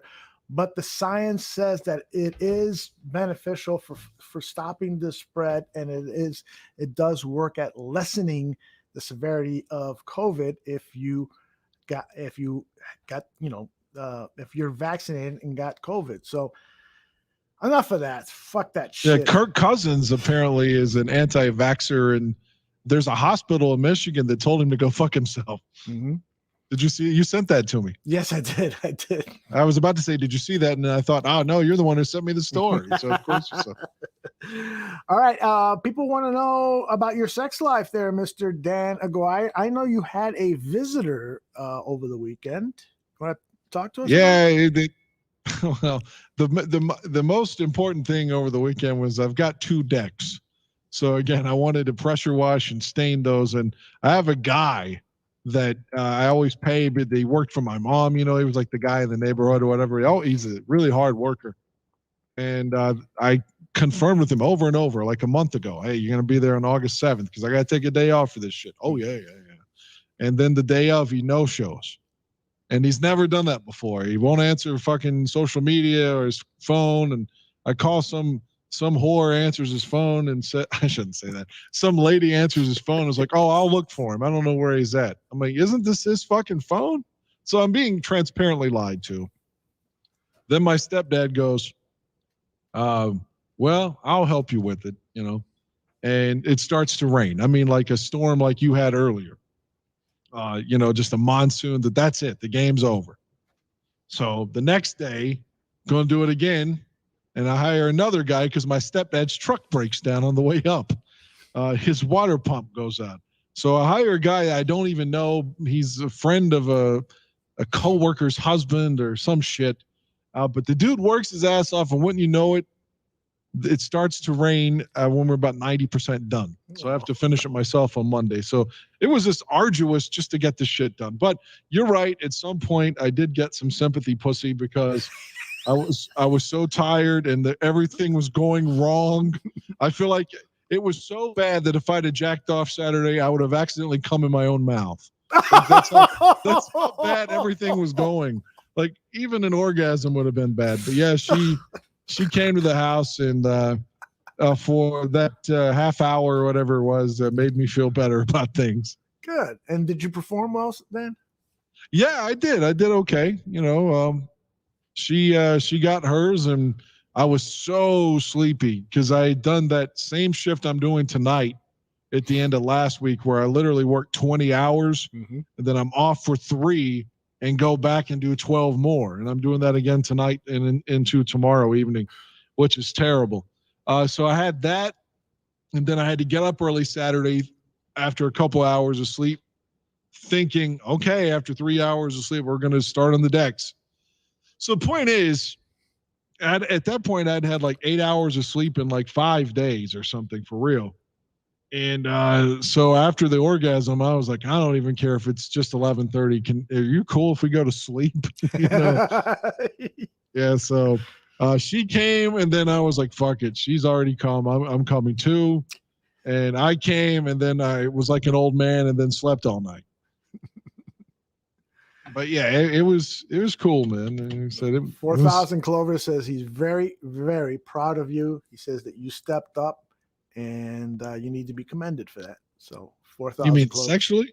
Yeah. Well, you said you were tired. Yeah. You know. Yeah. The cool thing is too. She said that she rarely can come if the guy is on top for whatever reason, and I still got her to the tingles and the jingles on her back. Nice.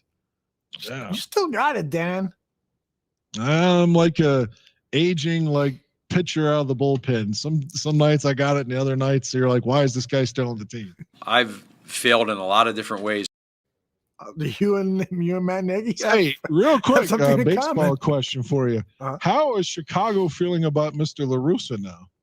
Tony La Russa, is there any new news today, or you're basically just saying because he's winning? That's what my question is, because everyone was so opposed to bringing him back. I mean, I know the guy is like 77 years old or something now, but I mean, he's won everywhere he's gone, even though he had that collapse, I guess, in '83, didn't get to the series, but he's won in Oakland, he's won in St. Louis, and here he is again. So I think a lot of people have changed their minds. For instance, me, I'm still concerned a bit, but he has made some changes. He talked about, being a little bit more liberal and allowing the players to celebrate and blah, blah, blah. So that's good.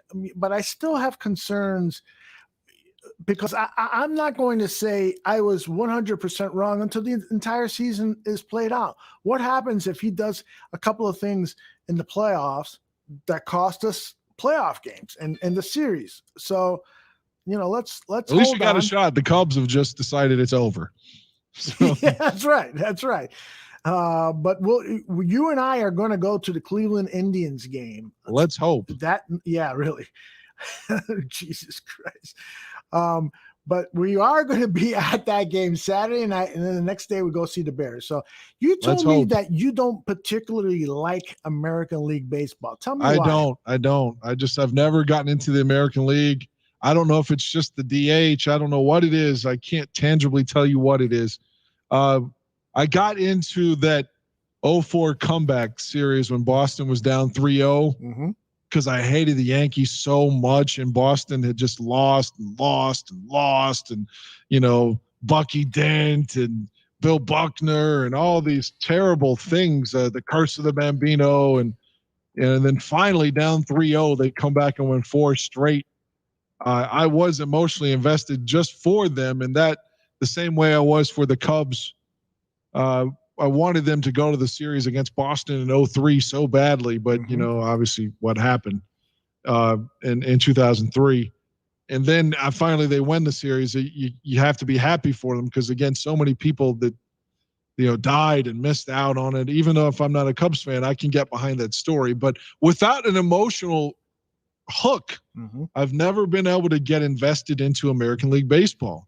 Like, even if I were retired and had nothing but free time to watch baseball during the summer, like I was as a kid, if I had the extra innings pass, I'd be watching National League games. And I'm done. I wish they would stop interleague baseball. It was cool when it first started, but it seems to it killed the All-Star game for sure. And it's even the World Series doesn't seem. I mean, the ratings are down every year. Yeah, I mean, it hurt baseball, even if it made good money. I wish they would eliminate that. 4,000 Clovers is asking the question: do people still watch baseball? Unfortunately, I don't, but I wish I had time. If I had time, I would. Well, you'll be sitting next to some learned White Sox fans who will share with you what's the latest on the team and try to make the game as enjoyable for you as possible. I don't want to shit on anyone else's enthusiasm. While we're there, I'll be rooting for the White Sox for sure. Because again, hell, you're a passionate fan, so I don't want to detract from that. Yeah, I'm not that passionate of a fan. I mean, football is my thing, and then after that, it's Bulls and Blackhawks, and then far fourth is baseball. I'm not going to be there trying to hurt your enthusiasm. Is what I'm saying. I mean, I want the White Sox to win because I like the uniforms. I like the players. I was going to say I like ownership. I kind of feel sorry for ownership because they have. It's the third biggest market in the world, but because it's a Cubs town, it's like they're playing in Dubuque, Iowa, as opposed to Chicago. And so it's nice when they're playing well and we're seeing the ballpark as full as it's going to be. And it's a nice place to watch a ball game. And I'm tired of the Cubs. Part of the reason I'm a White Sox fan is because the Cubs have just disappointed me, from the ownership team to what's going on in the baseball field for years and years and years. But I don't want to talk baseball now. I will say I'm reticent to be whether this is baseball or the NBA or the NFL, I'm reticent to be adversarial the way. I'm not trying to be critical, but you know how Phil is watching the game, and I know that based upon what you've said and what he has said. So I'm not saying and taking anything out of context. I'm not that guy. I'm not there to argue and talk shit with the host city's team and stuff. Like, I'll be rooting and talking to you and stuff during the game, but I'm not going to be talking shit to the Browns fans either. I try to be polite with I don't want any fucking heat with them is what I'm saying. Cause you could easily get in a fight, and so be it if we have to, but I don't want to go to jail. So I don't want to sit there arguing with the dog pound either is what I'm trying to say. I'm going to be talking to you and watching the game, and I'm not going to be out there talking any shit. You have any good jokes, Dan? Good jokes. Yeah, I don't because know. you know what Richard Pryor has said. If you got to go to jail, you better make the other inmates laugh, or you're going to give up the ass. Well, I'd like to think I'm big enough to fight people off if I have to. If it comes to sodomy, I may not be funny as Richard Pryor, but I'm not as small as Gene Wilder either. So. Well done. What have you seen in the world of movies and television that you'd like to share with our audience? Oh man, again, I told you about this. I'm not a Western kind of guy. There've been a handful of Westerns in my life that I've enjoyed, and it's probably less than 5. I'm just not into that genre, but specifically just because of the actors I watched a Western, and I can't even think of the name of it. It's the Missouri something. I can't remember the next Missouri word. Breaks. Okay, there you go. But it's got Jack Nicholson and Marlon Brando in it. So I thought, well, fuck. Yeah. And as it turns out, Nicholson did 2 out of 3 films at one point in the mid-'70s were him in a Western. Which I kept thinking, Jack Nicholson in a Western. Yeah. How's that going to work? Missouri Breaks I knew of. I can't think of the other one. What was the other one? Do you know?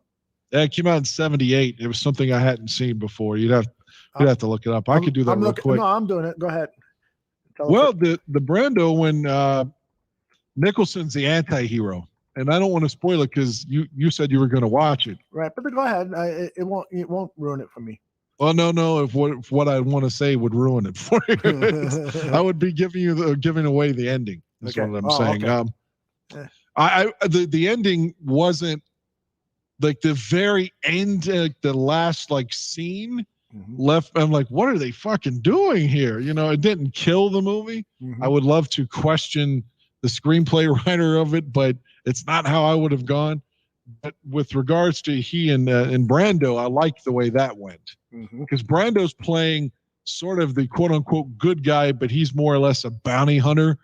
And Nicholson's character is someone that sort of accidentally starts to reform his ways because he's a guy that steals horses for a living, but they get a lump sum of money and he buys a ranch.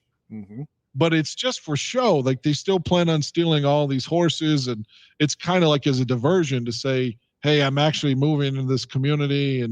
But as he moves in, he actually starts to do things to improve the soil. He's got a garden. He's getting pussy.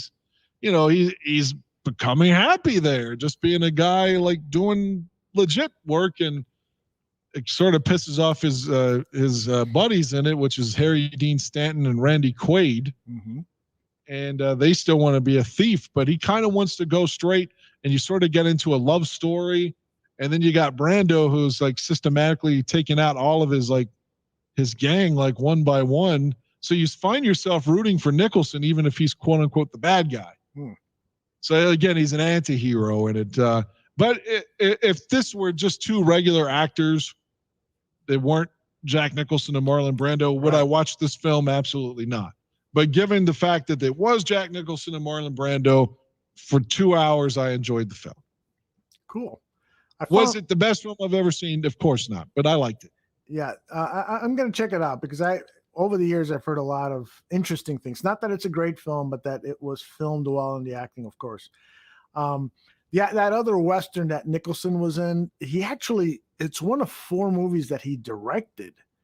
It's called Going South. It's like a Civil War area. Jack Nicholson, I won't read the description because it doesn't sound that interesting. But I didn't realize that he had ever directed, but it's 4 movies. And you just saw one of them recently. You told me you told me you saw The Two Jakes. Oh, yeah, I watched that a few months ago. I watched it when it was fairly new as well in the early 90s. I honestly think I watched The Two Jakes before I watched Chinatown because I saw The Two Jakes when it first hit cable, 90 or 91. And again, I was really young. And then, of course, I find out the backstory, and then I watched Chinatown as well. It's okay. Again, Chinatown wasn't the best film in the world, but I liked it. I love Chinatown. I just don't think it's a 4-star film like everyone else thinks, but I don't think it sucks by any stretch. But The Two Jakes, it's kind of like the second Last Picture Show that Texasville, they kind of do the best they could considering it's 20, 25 years later in reality after they filmed it.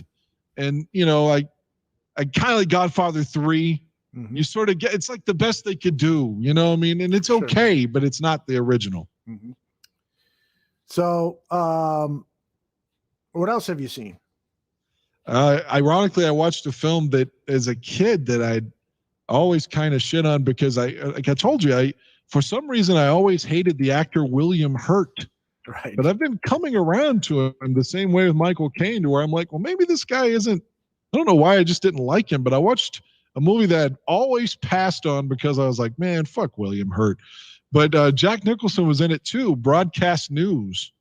I watched that last night, actually. It's a great film. It's a great. Yeah, it was pretty good. I don't know. Again, I don't know if I like the ending. Neither guy gets the girl and what have you. But I like that Nicholson is like the news anchor on it, the Tom Brokaw of the film. Right. Which For is those cool. for those people who don't know, Broadcast News is a story of Holly Hunter, who is great in this movie and super cute. She plays a television television news writer producer. Jack Nicholson plays the kind of the Walter Cronkite, Dan Rather's network anchorman. Albert Brooks plays a really good field reporter who is in love with the Holly Hunter character, but Holly Hunter reluctantly is falling in love with William Hurt, who is playing a young anchorman reporter who's just not very good at his job, but he's very good looking on camera. And so the TV network people are trying to groom him and push him up the tree, but he's really pretty bad at what he does. But Holly Hunter just can't help the fact that she's got the hots for him. So it's a pretty good story. I agree with you that the ending could have been a little better, but that movie came out when I was working at CBS, the CBS owned and operated station here in Chicago. So we went with a bunch of TV station people to watch it. Half the theater was people from Channel 2 watching the movie, and we all enjoyed it pretty much. Did you see a movie that I actually liked in spite of William Hurt, but maybe I should, again, even watch it now since I suddenly don't dislike him? But it's from like 2007. I saw it at the theater back in the day. It's got Kevin Costner as a killer, and Demi Moore is in it, and Dane Cook has a serious role in it as well. Oh yeah, it's called Mr. Brooks. Yeah, I have not seen that. I heard bad things about it, so I've stayed away. But oh, I enjoyed it, and William Hurt's got a cool role in it as well. So you've seen now like 4 William Hurt movies, a guy that you said you didn't like, and you pretty much liked them. Altered States, the Ken Russell movie, Broadcast News. Right. I'd seen Mr. Brooks back at the theater in 2007, but I recently rewatched Body Heat, which I hadn't seen since the 80s or early 90s. Great movie. Yeah. It's Kathleen Turner, man. Wow. You talk about the guy that just keeps that pussy must just be devastatingly good because he just keeps putting. I mean, it's like no one. He had to ice down his cock. He was fucking her so much. It's like no one has been misled by a woman so much since then until me with my wife Marissa. It's just like over and over and over. You're like, oh no, don't do that. Oh no, don't do that. Oh, Dan's doing that. Oh fuck. Yeah. Let's see. I like The Big Chill. I'm looking at his filmography now. The Big Chill was okay. Yeah. Eyewitness with a character played by James Woods named Aldo. Yeah, I watched that recently. You've become a big William Hurt connoisseur, and you didn't. Well, that's about it. I haven't seen most of his other films, so when I'm looking through here. Herney 77 says Hurt is a good actor, but he's a little on the whiny side. He does have that kind of delivery where it's like, it sounds a bit whiny. I would agree with you, Herney. I would never have thought of that, but I do agree with you. And Herney says The Big Chill was a decent movie. It is. It's a kind of a cool movie about a bunch of friends who get together because their college buddy committed suicide, and so that was supposed to be Kevin Costner, but they cut it. That's right. It was actually played by Kevin Costner. There were some scenes filmed with Kevin Costner in the role, and the only time you see him is when they're the mortician. Mortician or caretaker, whatever it's called, is dressing him up for his funeral, but you never see his face. So you know who I like in that movie a lot, or for some reason, a guy that I haven't seen a lot of his films, but for some reason I really like him, is Jeff Goldblum. Yes. I remember first seeing him in The Fly, the remake of The Fly, which I thought he's great. He's great in The Fly. Yeah, that's an exceptional movie, and he is great in that. And I said, this guy. Well, he was in Invasion of the Body Snatchers back in the late 70s. Right. He's in The Big Chill. Big Chill. He's in a cool 90s comedy with Hugh Grant called 9 Months that I liked back in the day. Okay. And he's in a really good film with Lawrence Fishburne. I just watched it recently. I forgot how. I was like, because I think I told you, I was like, how did I miss this film? But Jeff Goldblum's a reluctant drug dealer, and he's sort of an attorney that suddenly gets involved in the game and just likes making money. And it's directed by the guy Bill Duke that played in Predator. Yeah, great actor. Yeah, he's directed a couple of pictures. Yeah, let me get you. I'm looking at it now. Deep Cover is what it's called. Jeff Goldblum was in that. Okay. That was an excellent film. Yeah, and of course he's been in the Jurassic films, which I know. I didn't watch any of those. I knew. Not I was one just time. gonna say I knew you were a big fan of those. I did watch Independence Day once when it was new, but not my thing either. They're fun, it's popcorn movie.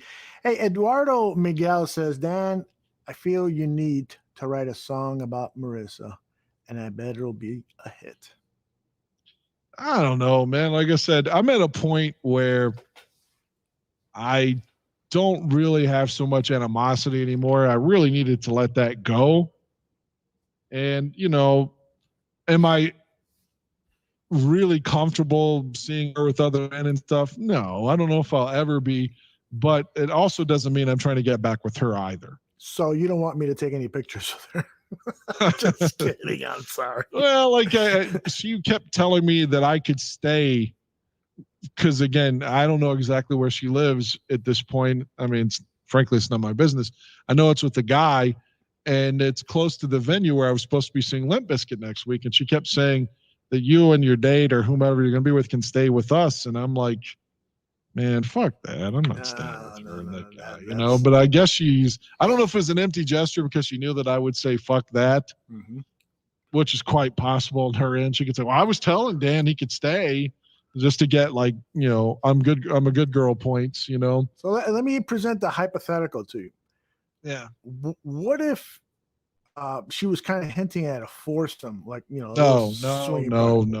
You wouldn't do Absolutely that? No. Why? Unequivocally, no. Tell me why. Because, again, I don't want to watch her getting fucked by another man. And furthermore, if I had sex with her again, I would probably catch feelings, as they say. The kids say now. I can't. She will always represent. I never dreamt at any juncture in my life that I would get divorced. I just knew that wasn't an option. Like, there's no way I'm going to get divorced.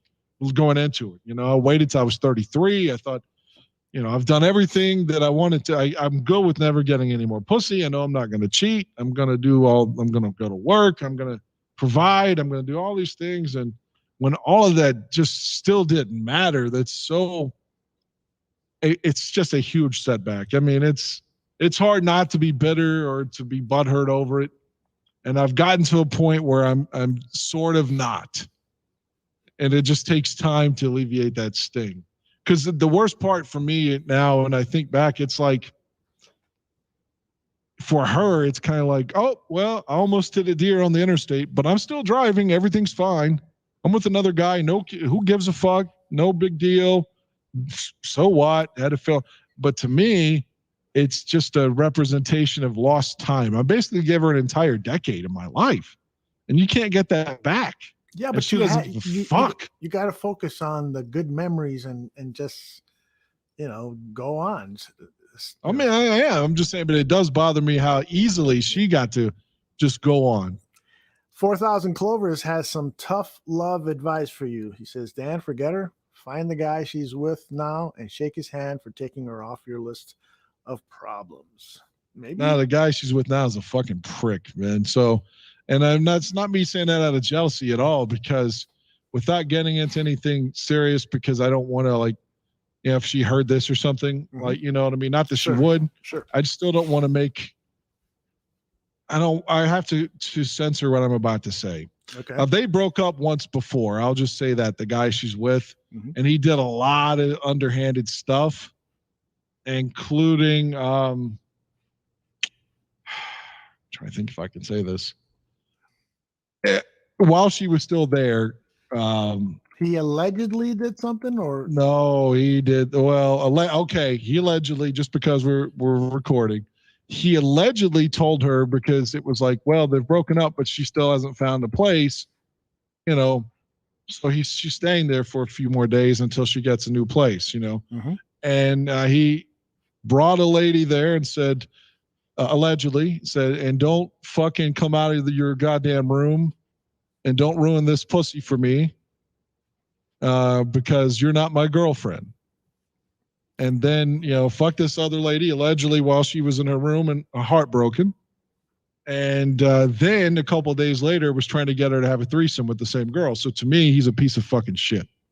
Oh, and I don't know why she's back with him, but I don't care, whatever. I mean, like I said, that's on her. That's on her, but I still think he's a piece of garbage. 4,000 Clover says, sounds like she deserves him then. Trust me, I went through the same thing you did, Dan. That's what 4,000 Clovers is saying. We need to get together with 4,000 Clovers and have some beers, talk about our divorces. Hey, you said that it never crossed your mind that you were going to get a divorce and so forth. Let me tell you something. By the time I was 6, I was thinking I was going to have 2 or 3 wives. just watching my father cheat on my mom, I was like, okay, I'm probably going to end up like that guy. I'd run to the store with my dad, get into the car, and on the way there, he's like whistling at every good-looking chick walking outside. And so I think that's probably why I've been married 3 times. I started to not to change the subject, but I've started to because Zimmerman's at a concert right now, and all the shit he gave me over Foo Fighters. I was gonna, because he's talking about how it's one of his favorite musicians. I was gonna be like, oh, so you're finally seeing Timberlake, huh? or Coldplay. I was trying to think of someone I could shit on to say that he liked, but I'm not even gonna fuck it, man. Let him have his time. He's in some band called All Time Low. I don't know who that is. That's probably a perfect name. The Factor wants to know, Dan, what was the downfall of your marriage? You mean what led to it? Yeah. Or what led to the divorce, you mean? Yeah. What do you think? I think, let me speak for the Factor. I think what he's asking is, was there like a single incident that you said, yeah, that was it? Like with me, there was adultery going on. I'm not admitting to anything. Well, from my perspective, I think I am guilty of inattention, not meaning to, but like I worked all the time. Right. I mean, if I'm gone, 60 hours a week, from my perspective, I'm thinking that I'm earning the money so we can afford to go to shows or eat dinner out or whatever she wants to do. So I think I'm just being the good husband. Mm-hmm. But she was lonely and things like that. And I'm not trying to absolve her from what she did, but again, her family lives 6 hours, 5.5, 6 hours away. So she would be like, hey man, I'm going to go see my mom, my sister. I'll be gone for 3 days because I'm off, and I would never try to cock block her seeing her family. I mean, of course, I'd be like, okay, cool. See you, have fun, be careful. And she was fucking a guy out there for 2 years without me knowing it. Because again, she said, hey, I'm going to go see my family. And I wouldn't question that. Right. Ever. Because why would I? It's her family. Of course. And they live far away from us than Virginia Beach. And so that's how she got away with it. But once I found out and she confessed to all this shit, I mean, I just, how do you get over it? We tried, I guess, and then after that, the day of Mitch's first win against the Ravens in Baltimore was the day that we found out that she had a miscarriage. Who knows? I mean, if it was mine, I'm not trying. Maybe it wasn't even mine. I don't know, but I'll just assume it was. But you combine that the affair, and then you throw on a fucking miscarriage, just like one thing after another, that like this cloud of depression and darkness, and it's just, you can't overcome it. You know, I don't know. Like, I didn't want to file the divorce, but she, again, during the Eagles, we were talking about it earlier, the Eagles-Patriots Super Bowl, somewhere during the second quarter, she's just blowing my phone up, you know, and I'm like, can you text me after the game? And she's like, there you go. All you give a fuck about is sports. And I was like, look, there's like 100 million people watching the game right now, and I just want to be one of them. You know, she's like, well, fuck you and fuck sports, and I'm never coming back. So I said, okay, well, fine. If you're never coming back, then I'm going to file for divorce. So it's not what I wanted to do, but hell, she said she's not coming back. So that's what I had to do. I totally see her point of view. I mean, you know, your marriage is on the line, and you're telling her, you know, let's talk after the game. That it feels very dismissive of her feelings. And no, well, you could say that, and that doesn't make you wrong in any way. But well, yeah, and I'm just, this is, you know, from no, I'm not pissed about that at all. But just keep in mind what happened before that game in January when she up and moved without telling me. And just fucking on Christmas Eve, just was I'm going to go to my mom's for Christmas, and didn't come back. Mm-hmm. It just didn't come back. She came back one time to get her shit while I was at work, and didn't come back, and just moved, got fired from her job and everything. So if you want to work on the marriage, then maybe let's talk about that before you leave or after you leave. Like, why do you have to wait till the second quarter of the Super Bowl? Because I'm telling you, I'm going to say, hey, I'm watching the game. It just reinforces what you wanted to say anyway. You think she purposely picked that time because she knew? Oh yeah, because she knows I'm watching the game. Right. I'm like every other guy. Why didn't she talk the day before, an hour before, mm-hmm. Or the week before, any fucking day between Christmas Eve and February of whatever the date was in 2018 when the game kicked? Mm-hmm. She didn't want to talk any of the days between that, so she waits to the second quarter of the game because she knows my reaction is going to be, hey, I'm watching a fucking Super Bowl. Mm-hmm. And so it just reinforces what she knew I was going to say anyway, mm-hmm. when she already knew she wasn't coming back anyway. So it's unfortunate. It's a lot of hurt feelings, and I don't know if I'll ever get over it. It's kind of like someone in your family that died. Sure. You know, it's just, you know, hell, my dad died in 1993, and it still bothers me. It's one of those things, you know, my mom obviously died in 20. So, you know, my sister died in 16. So it's just things you never get over them. But this will be one of those things. It's like a death.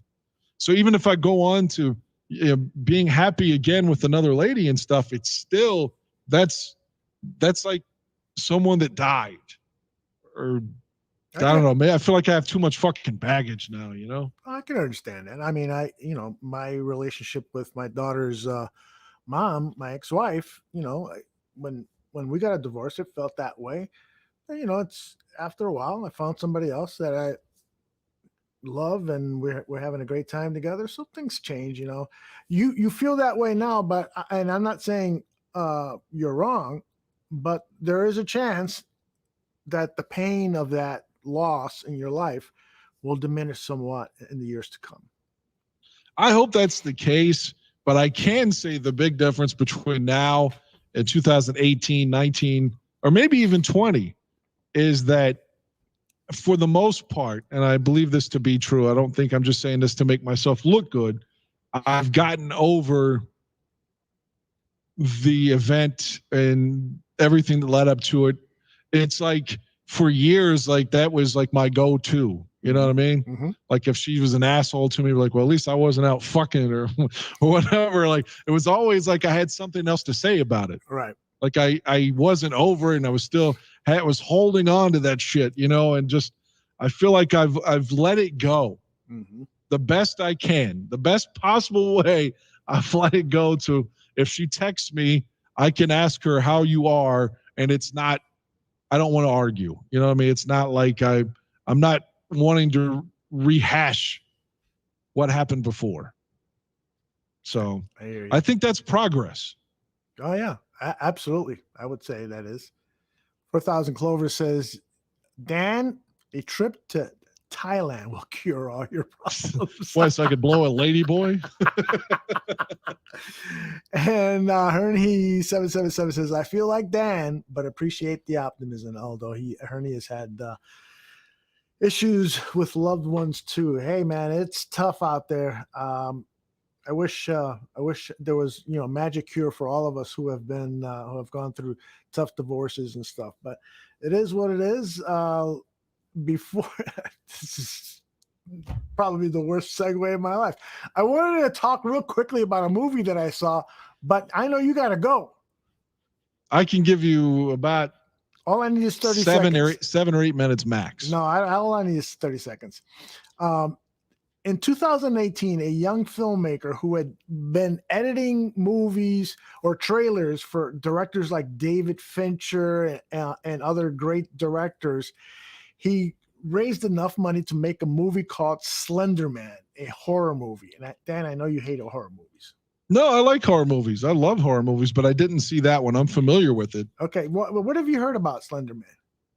It was just some fucking shit, some myth that millennials were like literally thought it was real, which is crazy. Like, that never at any point in like 1986 or 7 did I hear people try to say that Fred Krueger was real. Right. But yeah, millennials are like killing people thinking that Slender Man made them do it. So I was like, that's fucking bullshit. I'm not watching that movie. Well, you know what? I do recommend it. And by the way, the ritual is in horror movies always find something, to that will galvanize the evil spirits, to life. And so in this movie, it's you blow into a bottle and make that noise. I can't. I got a plastic bottle. I don't have a bottle, but the noise that you make when you're blowing on the opening of a bottle. So in the Slender Man, when you blow into a bottle and then you say certain words, the Slender Man comes to life. And it's a movie that's been done a million times, and there's not particularly great acting in it and so forth. But this guy who directed the movie, he's got some panache, man. He has got some style to him. And he's working with a really good cameraman. And the guys, there's 2 people involved with the music and the sound design. The guy that did the score to the music, to the movie, is fantastic. And then they brought in some guy, I forgot his name. It's a German guy who is into sound design, and so put special effects, blend in different music sounds to go with the music that's there. So it's a multi-track and sound effects, and it's just maybe I was doing gummy bears or something, but I found it hypnotic. And so from that standpoint, I would suggest that you see it, but you're not going to get anything out of the story. It's just, you've seen it a million times. But I thought it was pretty cool. And it still baffles me how millennials were trying to say that this was real. Like the Slender Man legend. I mean, like, what are these guys on? Meth? I mean, what the fuck? There's a lot of people who believe a lot of bullshit nowadays. Reality will never, ever, ever be the same. The last presidential election changed that for everybody, man. It's reality. Apparently so. It is done. That's a good topic for a movie. Dan and I, you and I are going to write a screenplay when we're in Cleveland. Yeah, all we need is we've got a lot of plans for Cleveland. Know, Every time we're going to talk about this in Cleveland, do that in Cleveland. How much time do we have in Cleveland? Not enough, apparently. But maybe we can get the screenplay done in 30 minutes. We just come up with the high-end ideas. We split it into a tape recorder, and then sometime before I die, I'll write the screenplay based on our notes. I will say this: I think Cleveland gets a lot of shit as a town, and I've had nothing but favorable experiences there. Yeah, I know a lot of people who enjoy it. Yeah, but it's been guys like the former Chicago Bulls player Joakim Noah said, "Who goes to Cleveland for vacation?" Well, I would. Rock and Roll Hall of Fame. Yeah, man. And, one of the best meals I've ever eaten was at the House of Blues in Cleveland, and it was a cool experience. It was so cold outside, so everyone was standing outside in the cold.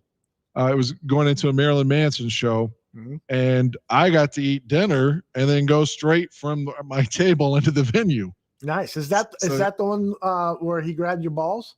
No, I was in close to Cleveland that night. That was in Youngstown, Ohio.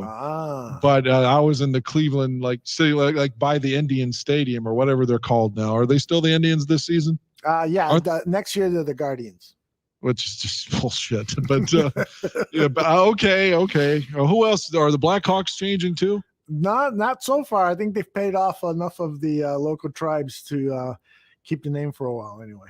You know, the one thing, and I don't have a lot of time left, unfortunately, but the one thing I will give conservatives for real in politics is shit like this. I mean, I'm not saying that maybe the Redskins, maybe, I don't know, but like it did seem like in my lifetime, it was always the conservatives, the Dan Quayle types that were like saying, oh, Ice-T's music, cop killer, we got to get it banned. It's bad for the family. It was always the fucking Republicans that were whining about things being banned.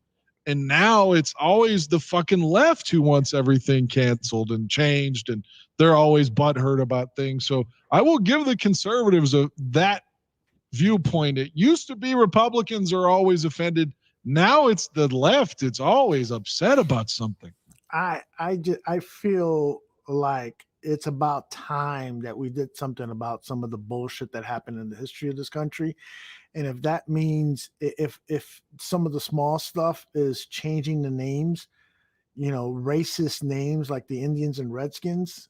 I mean, I got a problem with the Redskins. That's like using the N-word, man. I mean, if Native Americans are really upset about it, then who am I to question that? Well, and apparently they are. I mean, they're not all the tribes are, but then there's stories that some of the tribes have been paid off. So I don't know, but I'm just using that as a small example. And I can't, like I said, if that's offensive to people, then okay.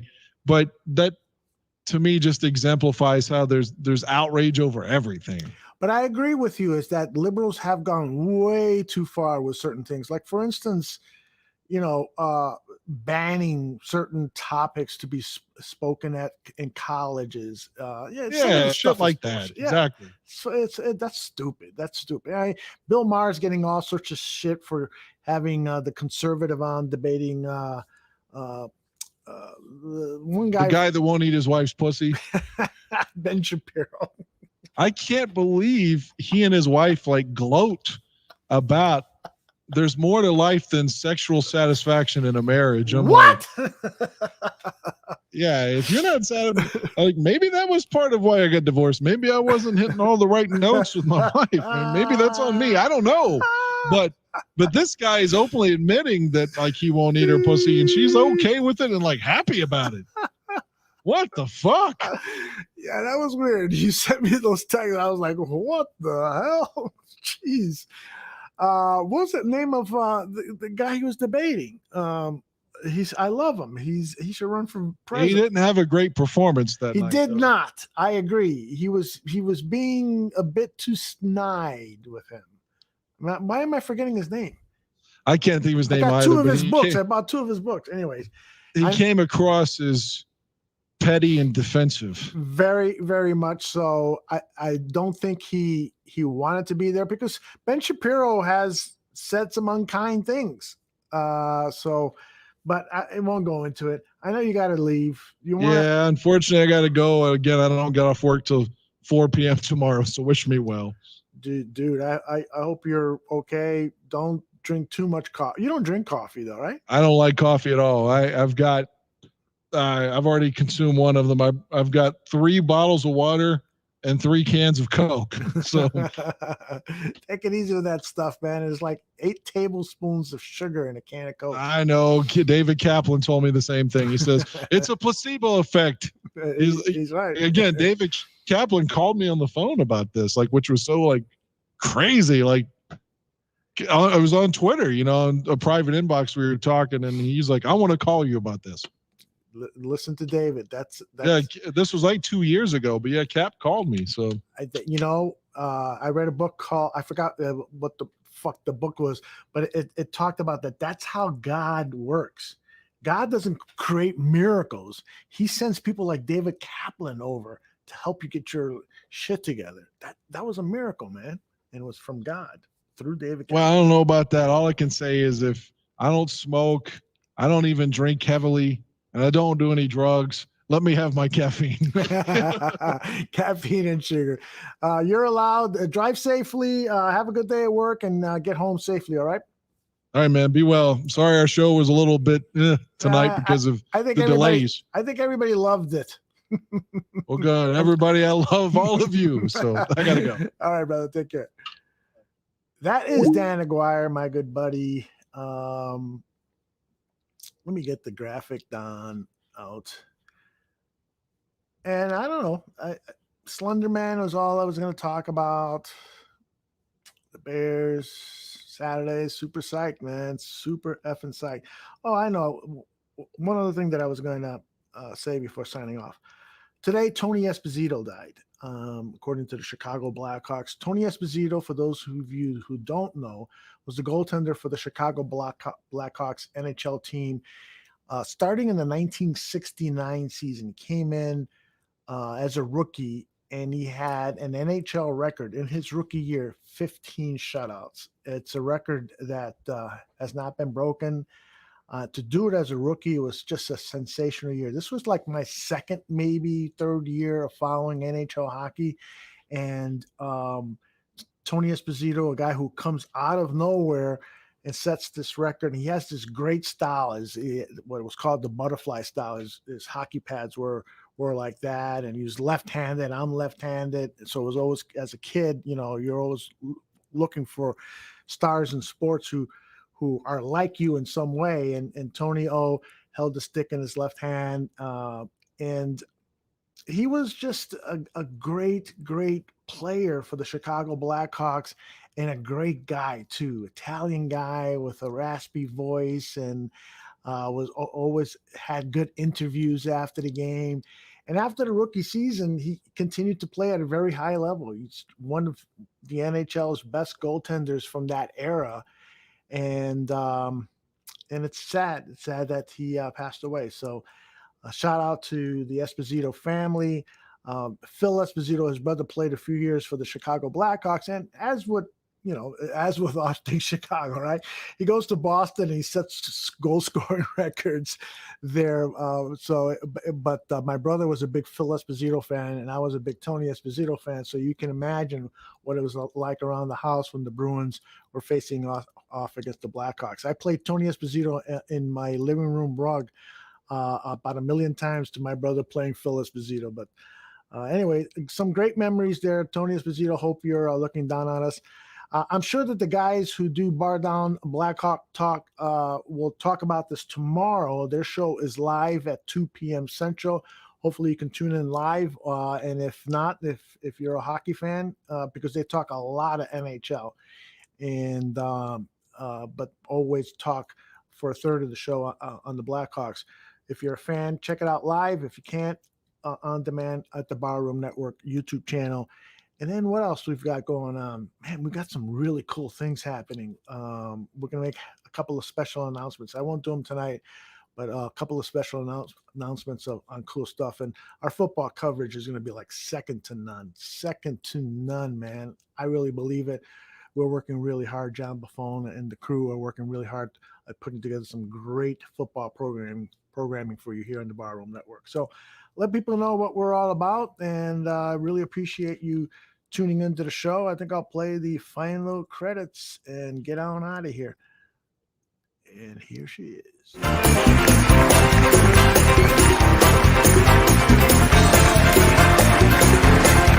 Thank you for listening to Dan and Aldo Bare Their Souls. Make sure you subscribe to the Barroom Network and you give us a rating on iTunes. Until next week, my name is Nomse. Bear down.